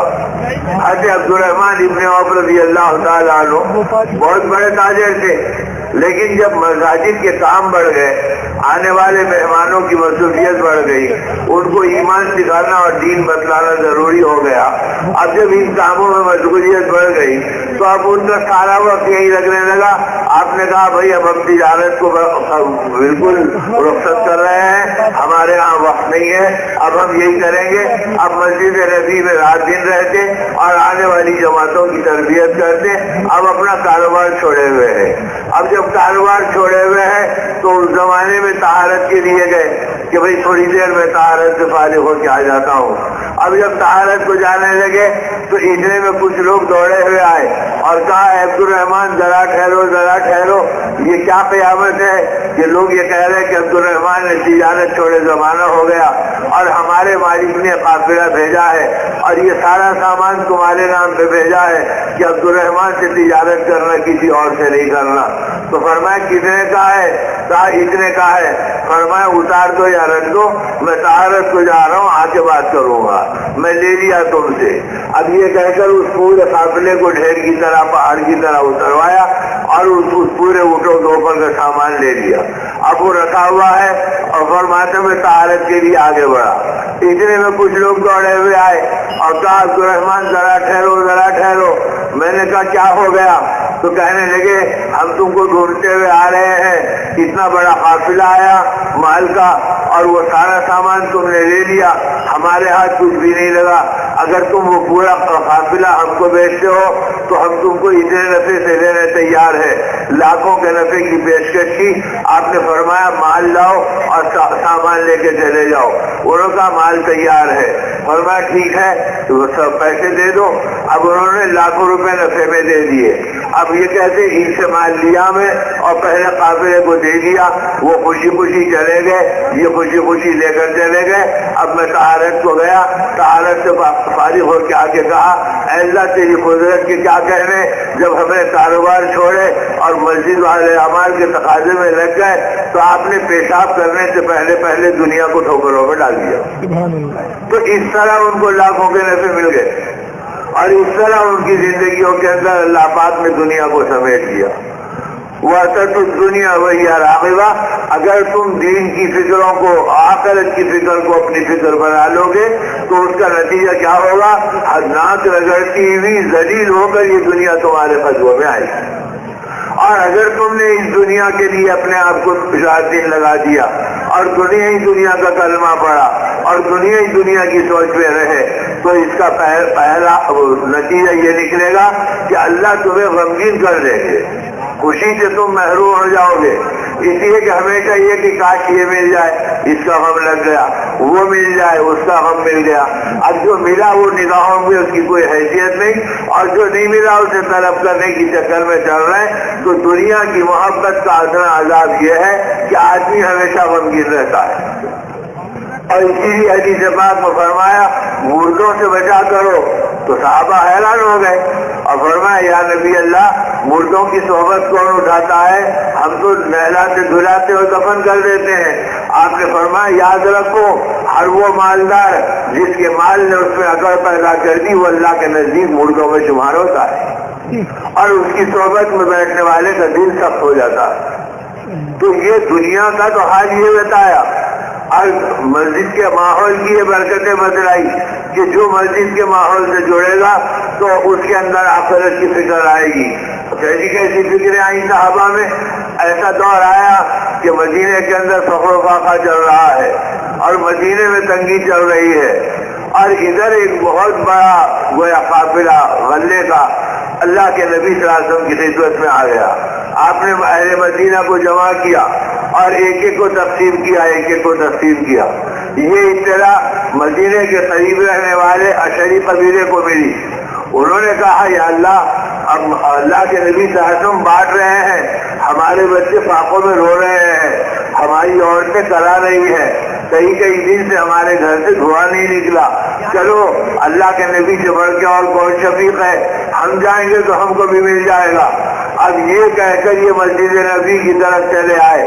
جب مسجد نبی کی طرف چلے آئے تو اللہ کے رسول صلی اللہ علیہ وسلم اپنے حجرے میں واپس لوٹ گئے تھے۔ اب اتنے پتا چلا آپ کو کہ اشعری قبیلہ آیا ہے تو آپ محبت سے باہر آ گئے، ممبر میں بیٹھ گئے اور کہا اے اشعری قبیلہ قریب آ جاؤ، قریب آ جاؤ۔ اب ان سب کو کہا اقربو اقربو اقربو، اور سب کو قریب بلا لیا۔ جب قریب آ گئے تو آپ نے ان کے فضائل گنائے کہ تم وہ ہیں جو اللہ اور اللہ کے نبی کے چہیتے ہیں، جو اللہ کے مہمان آتے ہیں اپنے بچوں کو بھوکا رکھ کر ان کو کھلاتے ہیں، ان کو دینی تعلیم سے گویا آراستہ کرتے ہیں، ان کو ایمان کے تقاضے بتلاتے ہیں، اور 15 دن آنے والے قافلوں کو نبی رحمت صلی اللہ علیہ وسلم ان کے پاس بھیج دیا کرتے تھے۔ تو اب اس 15 دن تک ان کو کھلانا، مردوں اور عورتوں کو اپنے گھر میں رکھنا، عورتیں عورتوں کو دین سکھانا، مرد مردوں کو دین سکھانا، اب یہ پورا اشعری قبیلے کا بڑا اعزاز تھا۔ آپ نے کہا آج کے دن اللہ بھی تم سے راضی ہے، اللہ کا رسول بھی تم سے راضی ہے، تم جو مانگو گے آج تمہیں مل جائے گا۔ تو جب آپ نے فرمایا تم جو مانگو گے وہ مل جائے گا تو اشعری قبیلے کے سردار ربیعہ اسلمی کھڑے ہوئے، فرمایا اللہ کے نبی ہم جو مانگیں گے ہمیں مل جائے گا۔ فرمایا تم جو مانگو گے آج تمہیں مل جائے گا۔ فرمایا کچھ مشورہ کرنے کی مہلت ہے؟ آپ نے فرمایا ہاں مشورہ کر لو۔ تمام سرداران بیٹھ گئے ایک جگہ، اشعری قبیلے کے جتنے ذمہ دار تھے وہ ایک جگہ ہو گئے، اور ہونے کے بعد کہا دیکھو بار بار ایسے موقع نہیں آتے کہ جو ہم مانگیں گے اللہ کے نبی نے اعلان کیا کہ مل جائے گا، سوچ سمجھ کر مانگو اور سوچ سمجھ کر کرو۔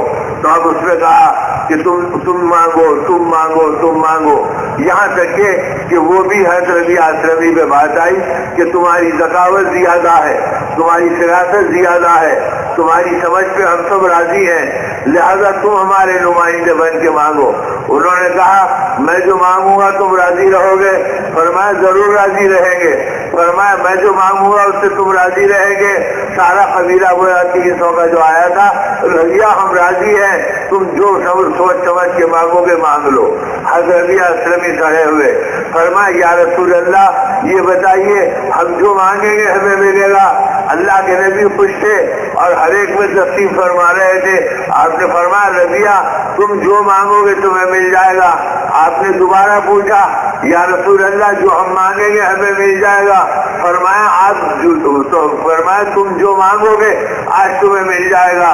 ربیعہ اسلمی نے فرمایا اے اللہ کے نبی ہم جنت میں آپ کی قربت مانگتے ہیں اور جنت میں ہم آپ کا پڑوس مانگتے ہیں۔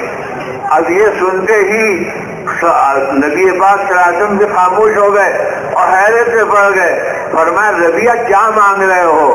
فرمایا اللہ کے رسول فاقے آج نہیں کل دور ہو جائیں گے، صبح نہیں شام ٹوٹ جائیں گے، زیادہ موت فاقوں کو ختم کر دے گی۔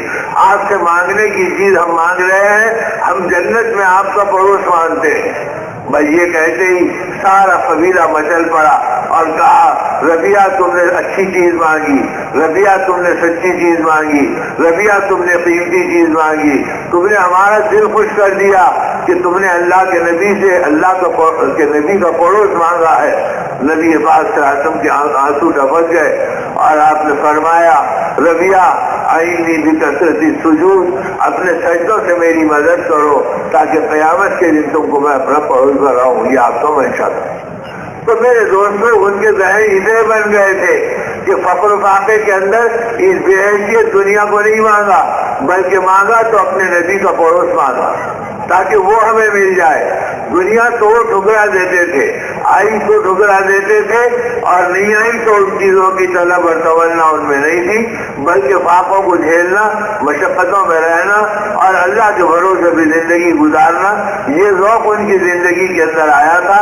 اس طرح انہوں نے اپنی زندگی گزاری اور وہ ایسی زندگی کیوں نہیں گزارتے؟ انہوں نے اپنے آقا کو دیکھا تھا کہ آپ پوری زندگی سیدھی سادھی گزار گئے، ایسی سیدھی سادھی گزار گئے کہ اما جان عائشہ رضی اللہ تعالیٰ فرماتی ہے کہ میں نے آقا کے کپڑوں کو کبھی تہہ کر کے نہیں رکھا، بس جو جوڑا آپ کی آنکھ پر تھا وہی آپ کا کپڑا تھا، اور جب آپ کے کپڑے میلے ہوتے تو آپ تہبند باندھتے اور اپنے کپڑوں کو دھو لیتے، اس کے علاوہ کوئی کپڑا آپ کا نہیں تھا۔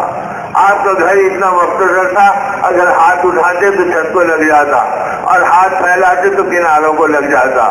جب رات میں آپ تہجد پڑھتے تو سجدے میں جب جاتے تو میرے پیر گھسٹ دیتے اور سجدہ کیا کرتے تھے، اس سے زیادہ جگہ آپ کے گھر میں نہیں تھی۔ تو ایسی زندگی آپ نے گزاری، ایسی زندگی گزاری کہ عبداللہ ابن عمر رضی اللہ تعالیٰ عنہ بچے تھے، فرماتے میں دوڑا ہوا آیا آقا کی محبت میں کہ آقا کو مسجد میں دیکھ لوں، دیکھا تو مسجد میں آپ نظر نہیں آئے، میں امہات المومنین کے گھروں میں گھس گیا اور جب ان گھروں میں داخل ہوا تو اما جانوں نے پوچھا عبداللہ کدھر آ گئے؟ میں اپنے نبی کی تلاش میں آیا۔ فرمایا مسجد میں دیکھو یہاں پر تو نہیں ہے، میں نے کہا مسجد سے ہی آ رہا ہوں، وہ چپ ہو گئی۔ میں ادھر ادھر دیکھا، جب کسی گھر میں بھی آپ کو نہیں پایا تو میں آگے بڑھ گیا، آگے بڑھ کر مدینے میں دیکھنے لگا۔ تھوڑی دور جب میں پہنچا تو ایک ایسی جگہ دیکھا جہاں کھجور کا باغ ہے اور تالے نیچے کو جھکے ہوئے ہیں اور اللہ کے نبی صلی اللہ علیہ وسلم وہ پھٹے ہوئے کھجور جو اونٹوں کی غذا بنتے تھے اور گرمی کی تمازت سے پتھر کی طرح بن جاتے تھے اور اس میں ریت گھل جاتی تھی، لوگ کچرے کے طور پر اسے چھوڑ دیتے تھے، آپ اسے چن چن کر اپنے ہاتھ میں رکھ رہے ہیں۔ میں حیران ہو گیا کہ نبی رحمت صلی اللہ علیہ وسلم کیا کر رہے ہیں؟ اتنے میں آپ کی نظر مجھ پہ پڑی، آپ نے فرمایا ماخذ سے یا عبداللہ، اے عبداللہ کیا تم کو اس کی ضرورت نہیں ہے کہ تم ان کو نہیں سنتے؟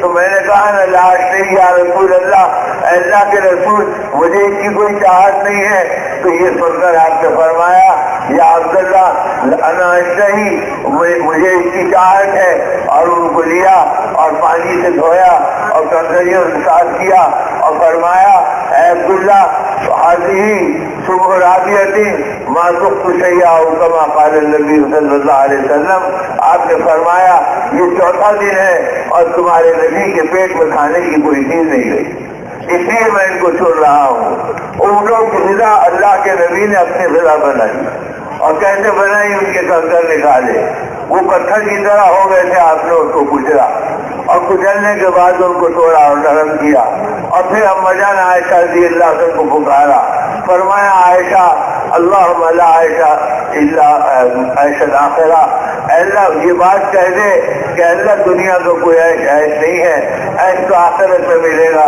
اسے پھانک کر اپنی بھوک کو بہلا دے، میں بھی اسے کھاتا ہوں تو بھی اسے پھانک لے۔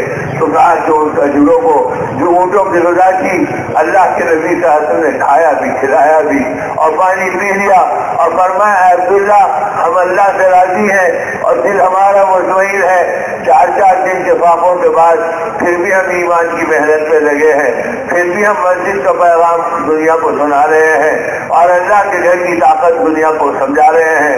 لیکن یاد رکھو ایک زمانہ آئے گا میری امت پر ان کے پاس 1 سال کا روٹیوں کا ڈھیر ہوگا اور 1 سال کے کھانے کی گنجائش موجود ہوگی اور ان کی زبان پر ہائے دنیا اور ہائے پیٹ ہوگا، یہ دین کو نہیں پہچانیں گے، اللہ کو نہیں جانیں گے، گویا یہ آخرت کو نہیں سمجھیں گے، یہ آپ کے تماشا تھا اور یہ ہائے دنیا اور ہائے پیٹ کے اندر لگے رہیں گے اور یہ عذاب اللہ کی طرف سے مل جائے گا۔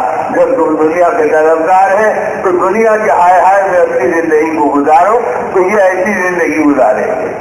تو اللہ کے نبی صلی اللہ علیہ وسلم کی اس زندگی کو صحابہ نے دیکھا تھا، اس لیے فاقوں کے عالم میں بھی مانگنے کا موقع ملا تو تڑپ گئے اور مچل گئے اور فرمایا اللہ کے نبی جب آپ کہہ رہے ہیں کہ جو مانگو ملے گا تو ہم جنت میں آپ کا پڑوس مانگتے ہیں۔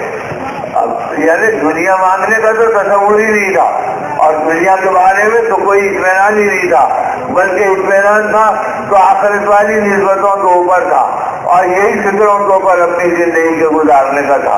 اس لیے تو وہ لاڈلے نبی صلی اللہ علیہ وسلم کو ہر حال میں دیکھ گئے اور ہر حال میں سمجھ گئے اور مدینے کی زندگی ہے، عشاق صحابہ موجود ہیں اور ایسی حالت میں حضرت فاطمہ فرماتی ہے رضی اللہ تعالیٰ عنہ کہ میرے گھر میں فاقے چل رہے ہیں، 2 وقت کے فاقے آ گئے، حسن و حسین رو رہے ہیں، علی رشید سے چکرا کے گر رہے ہیں، اب ایسی حالت کے اندر میں بے قرار ہوں۔ اتنے میں ایک روٹی انصار مدینہ نے ہمارے گھر ہدیے کے طور پہ بھیج دی، جب وہ روٹی آئی تو میں نے اس کے ٹکڑے کیے، یہ علی کا رضی اللہ تعالیٰ عنہ اور یہ حسن حسین رضی اللہ تعالیٰ عنہ کا ایک کا ٹکڑا نکالا۔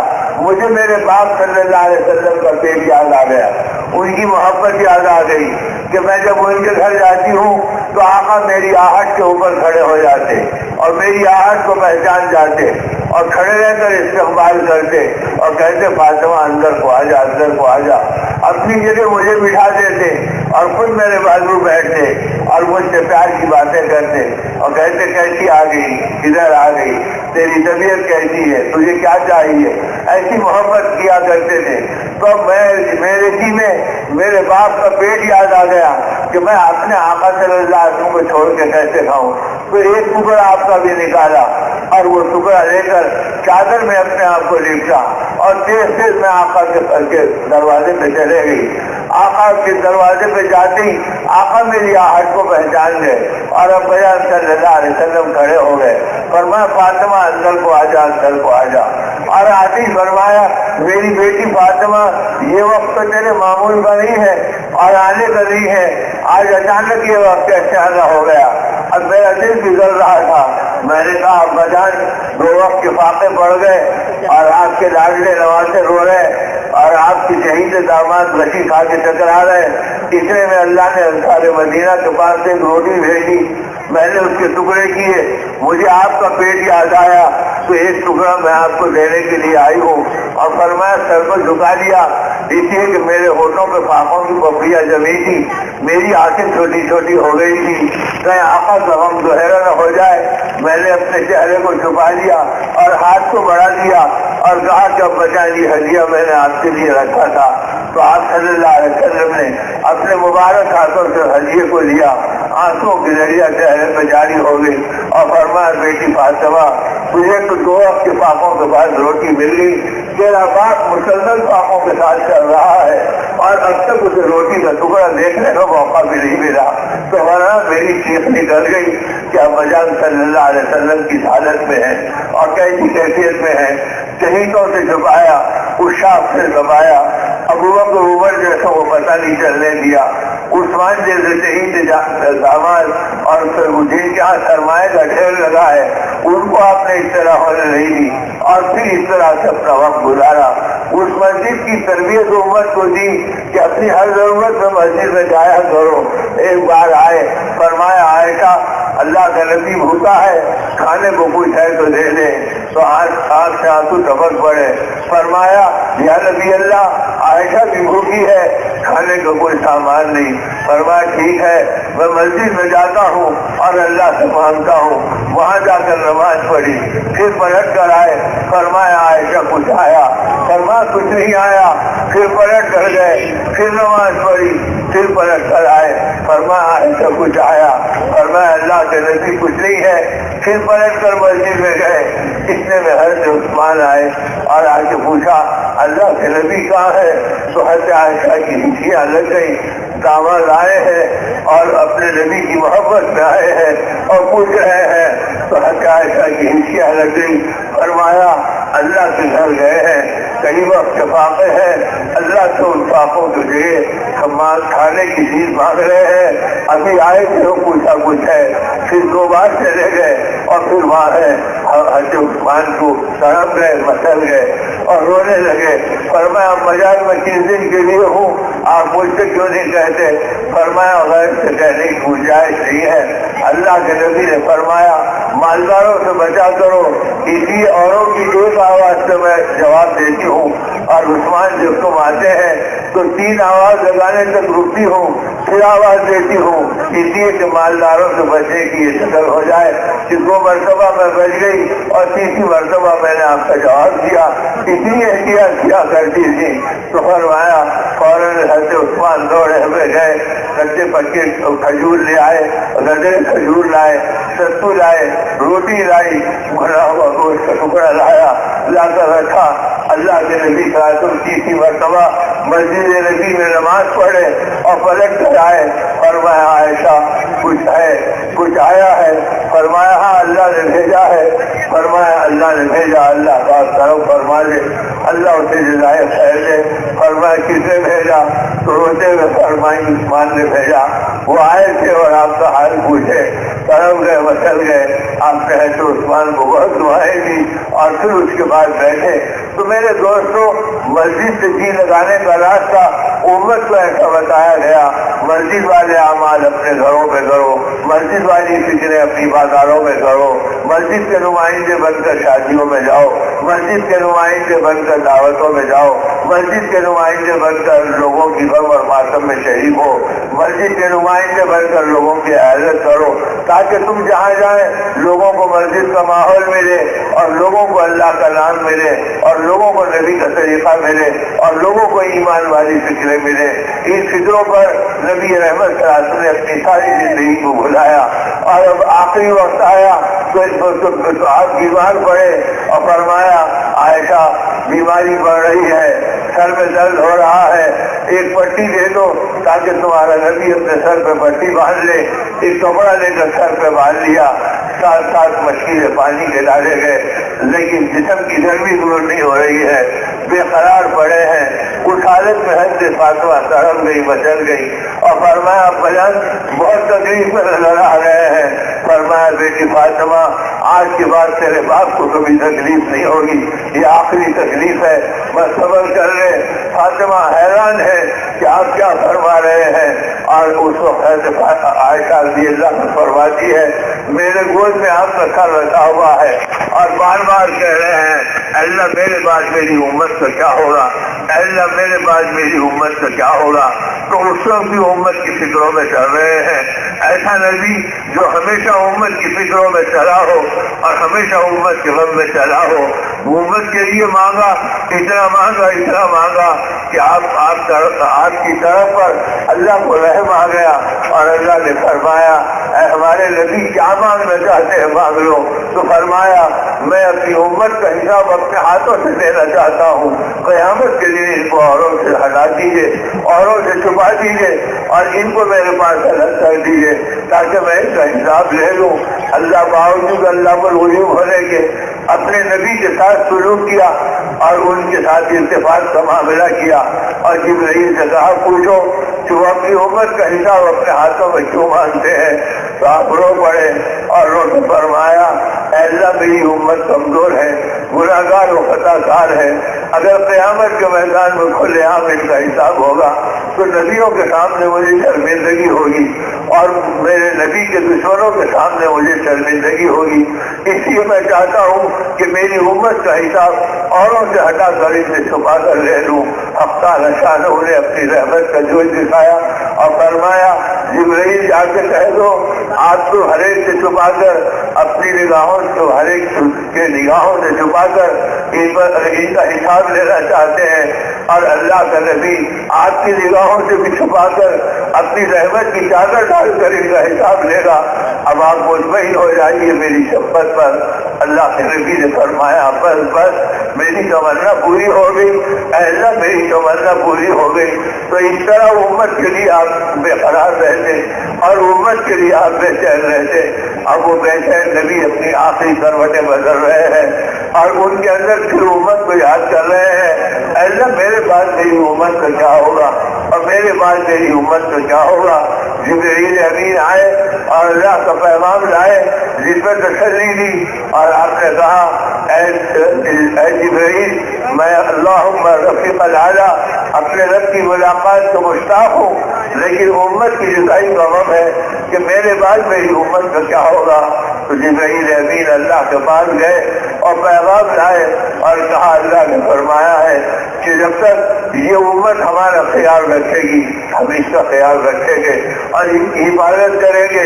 فرمایا بس میری تمنا یہی تھی کہ اللہ اپنے نگہبانی میں ان کو لے لے، اور یہ کہہ کر بے چین و بے قرار ہوئے۔ اتنے میں اقامت ہونے لگی تو پھر اسی مسجد پہ نگاہ ڈالی جس مسجد والی زندگی کو دنیا میں پھیلانے کی دعوت دی تھی، اور مسجد کی محنت کرنے والے جو آباد تھے وہ صفے بنا کر کھڑے ہو رہے تھے۔ فرمایا عائشہ پردہ اٹھا دے تاکہ تیرا نبی ایک بار اپنی امت کو جی بھر کے دیکھ لے۔ اب اس کے بعد پردہ ہٹایا گیا تو مسجد کو دیکھا، مسجد نبی کے اندر سب بننے والے صحابہ کو دیکھا۔ حضرت انس بن مالک رضی اللہ عنہ فرماتے ہیں اس ذات کی قسم جس کے قبضے ہے میری جان ہے، میں نے اتنا کھلا ہوا چہرہ اپنا آقا کا نہیں دیکھا۔ کبھی جی چاہتا تھا کہ سب توڑ کر چلے جاؤں اور آقا کی خدمت سے نپٹ جاؤں، لیکن ڈر یہ تھا میری طرح ہر ایک کا صبر کا دامن ٹوٹے گا تو فتنہ کھڑا ہو جائے گا۔ گھٹ گھٹ کر کے اپنے غم کو پیتا رہا، آنسو ٹپکاتا رہا اور اپنے آقا کی طرف دیکھتا رہا۔ آقا ہماری طرف دیکھ رہے تھے، دیکھ رہے تھے، دیکھ رہے تھے۔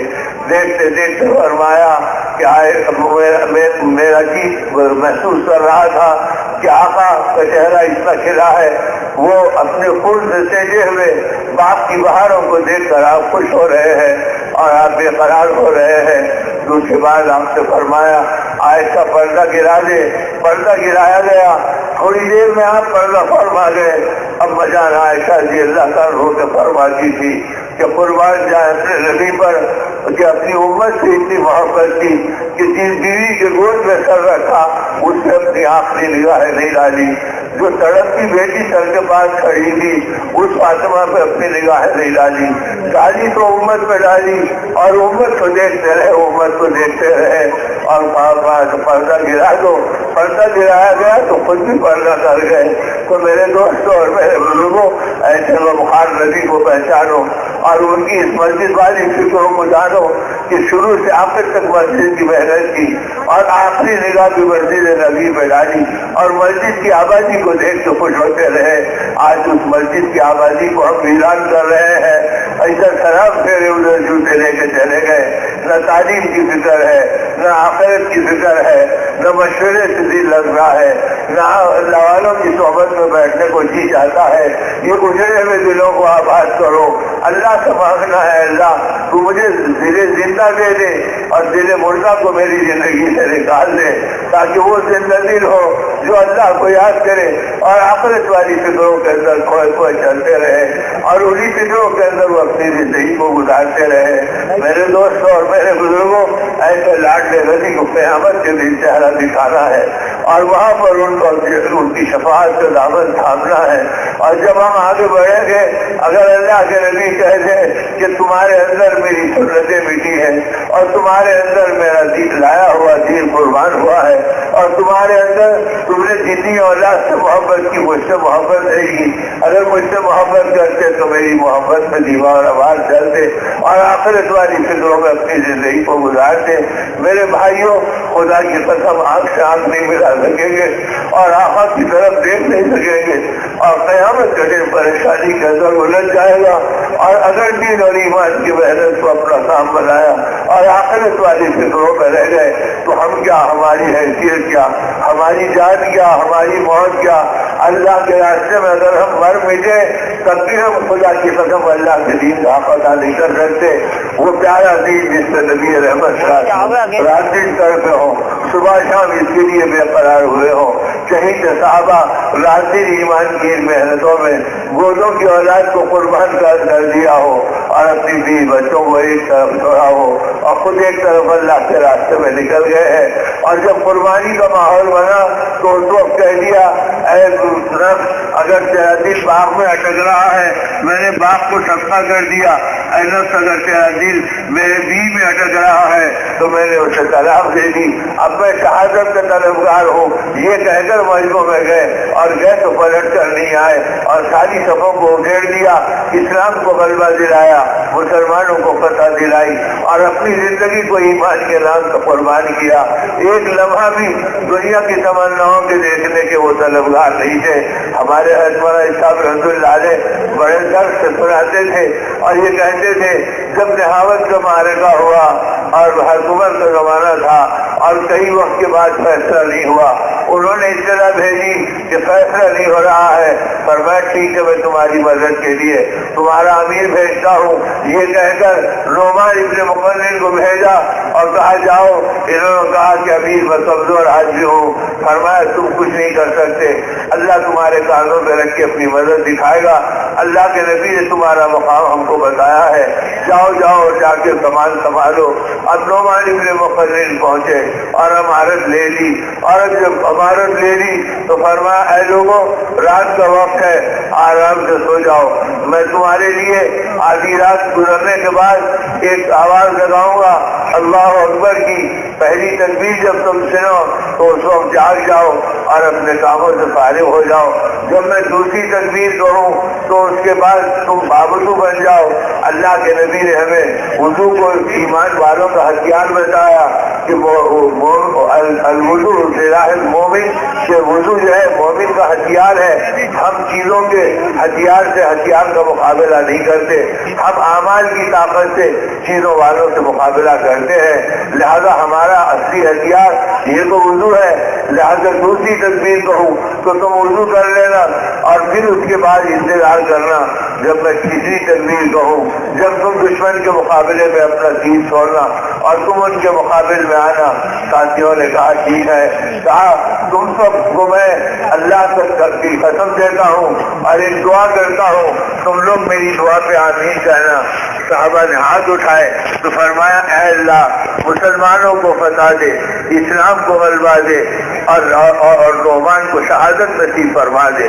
اب بے اختیار ساتھیوں نے آمین کہا، ان کو پتا بھی نہیں تھا کہ ہمارا امیر اپنی شہادت مانگے گا اور اس کے لیے ہم سے دعا کرائے گا۔ اب بہرحال انہوں نے آمین کہہ دی۔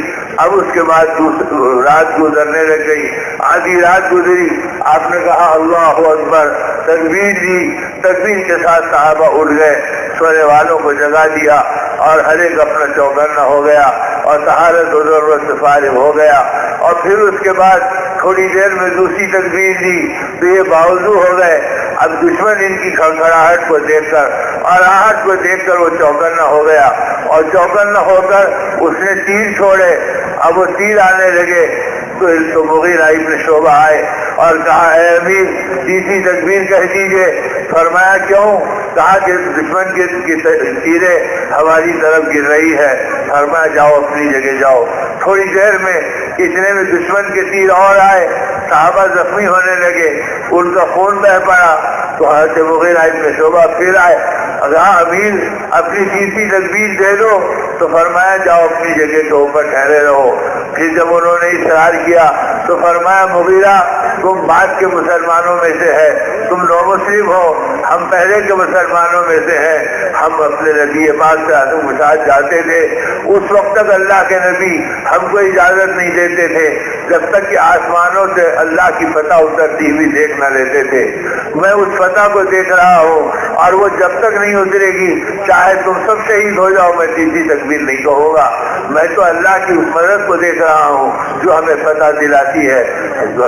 مغیرہ ابن شعبہ چپ ہو گئے، وہ چلے گئے، یہاں تک کہ تھوڑی دیر میں آسمان کا رنگ بدلنے لگا، ہوا کے کچھ جھونکے آنے لگے۔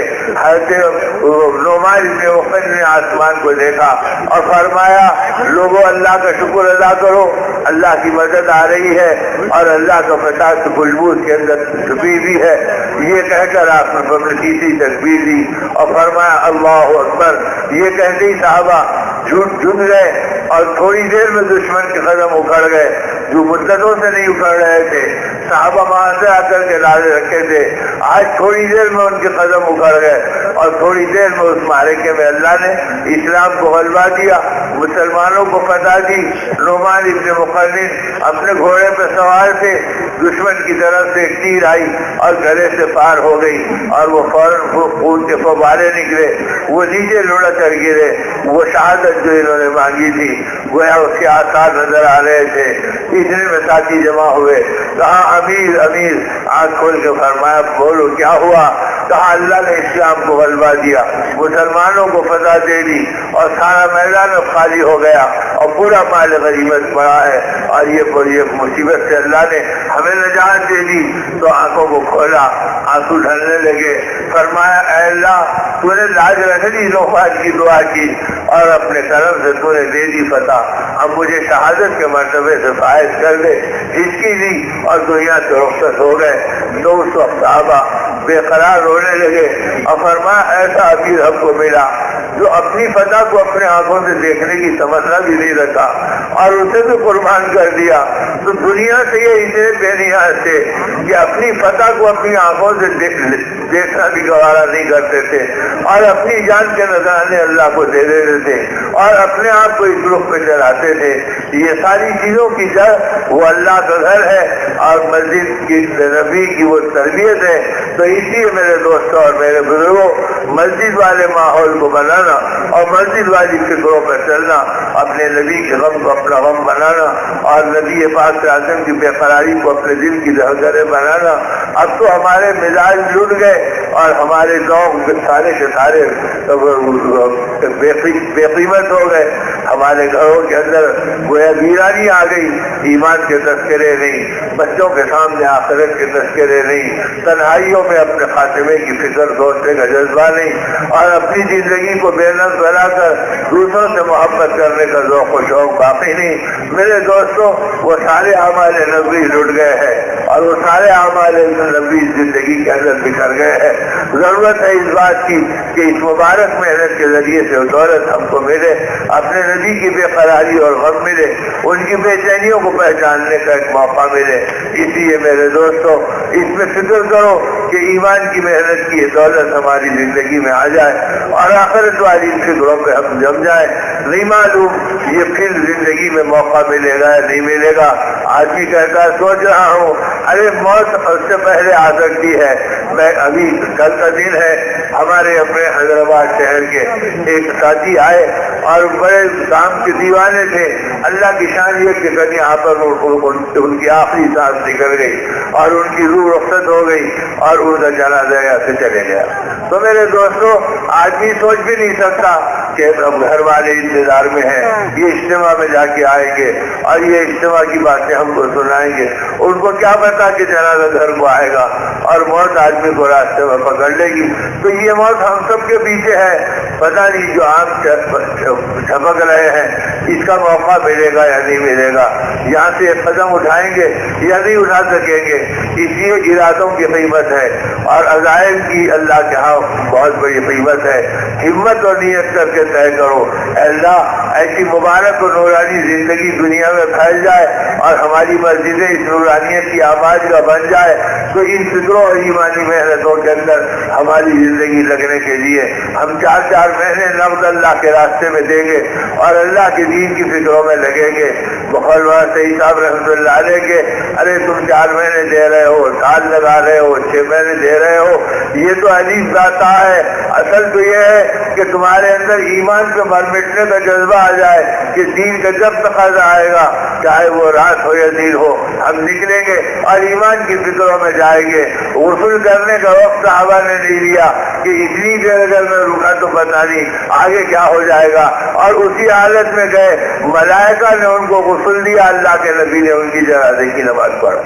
تو میرے دوستو یہ محنتوں میں سب کچھ لگا اور لگا دیا گیا، اللہ کرے کہ ہم بھی لگانے کو تیار ہو۔ اب ہمت اور نیت کر کے طے کرو کہ 4 مہینے نقد اللہ کے راستے میں لگیں گے۔ آج کے دن کے بعد اب موقع نہیں ہے نقد لگانے کا اس اجتماع سے، اس لیے کہ شام کی ایک نشست ہے، کل جو وقتی ہو جائے گی۔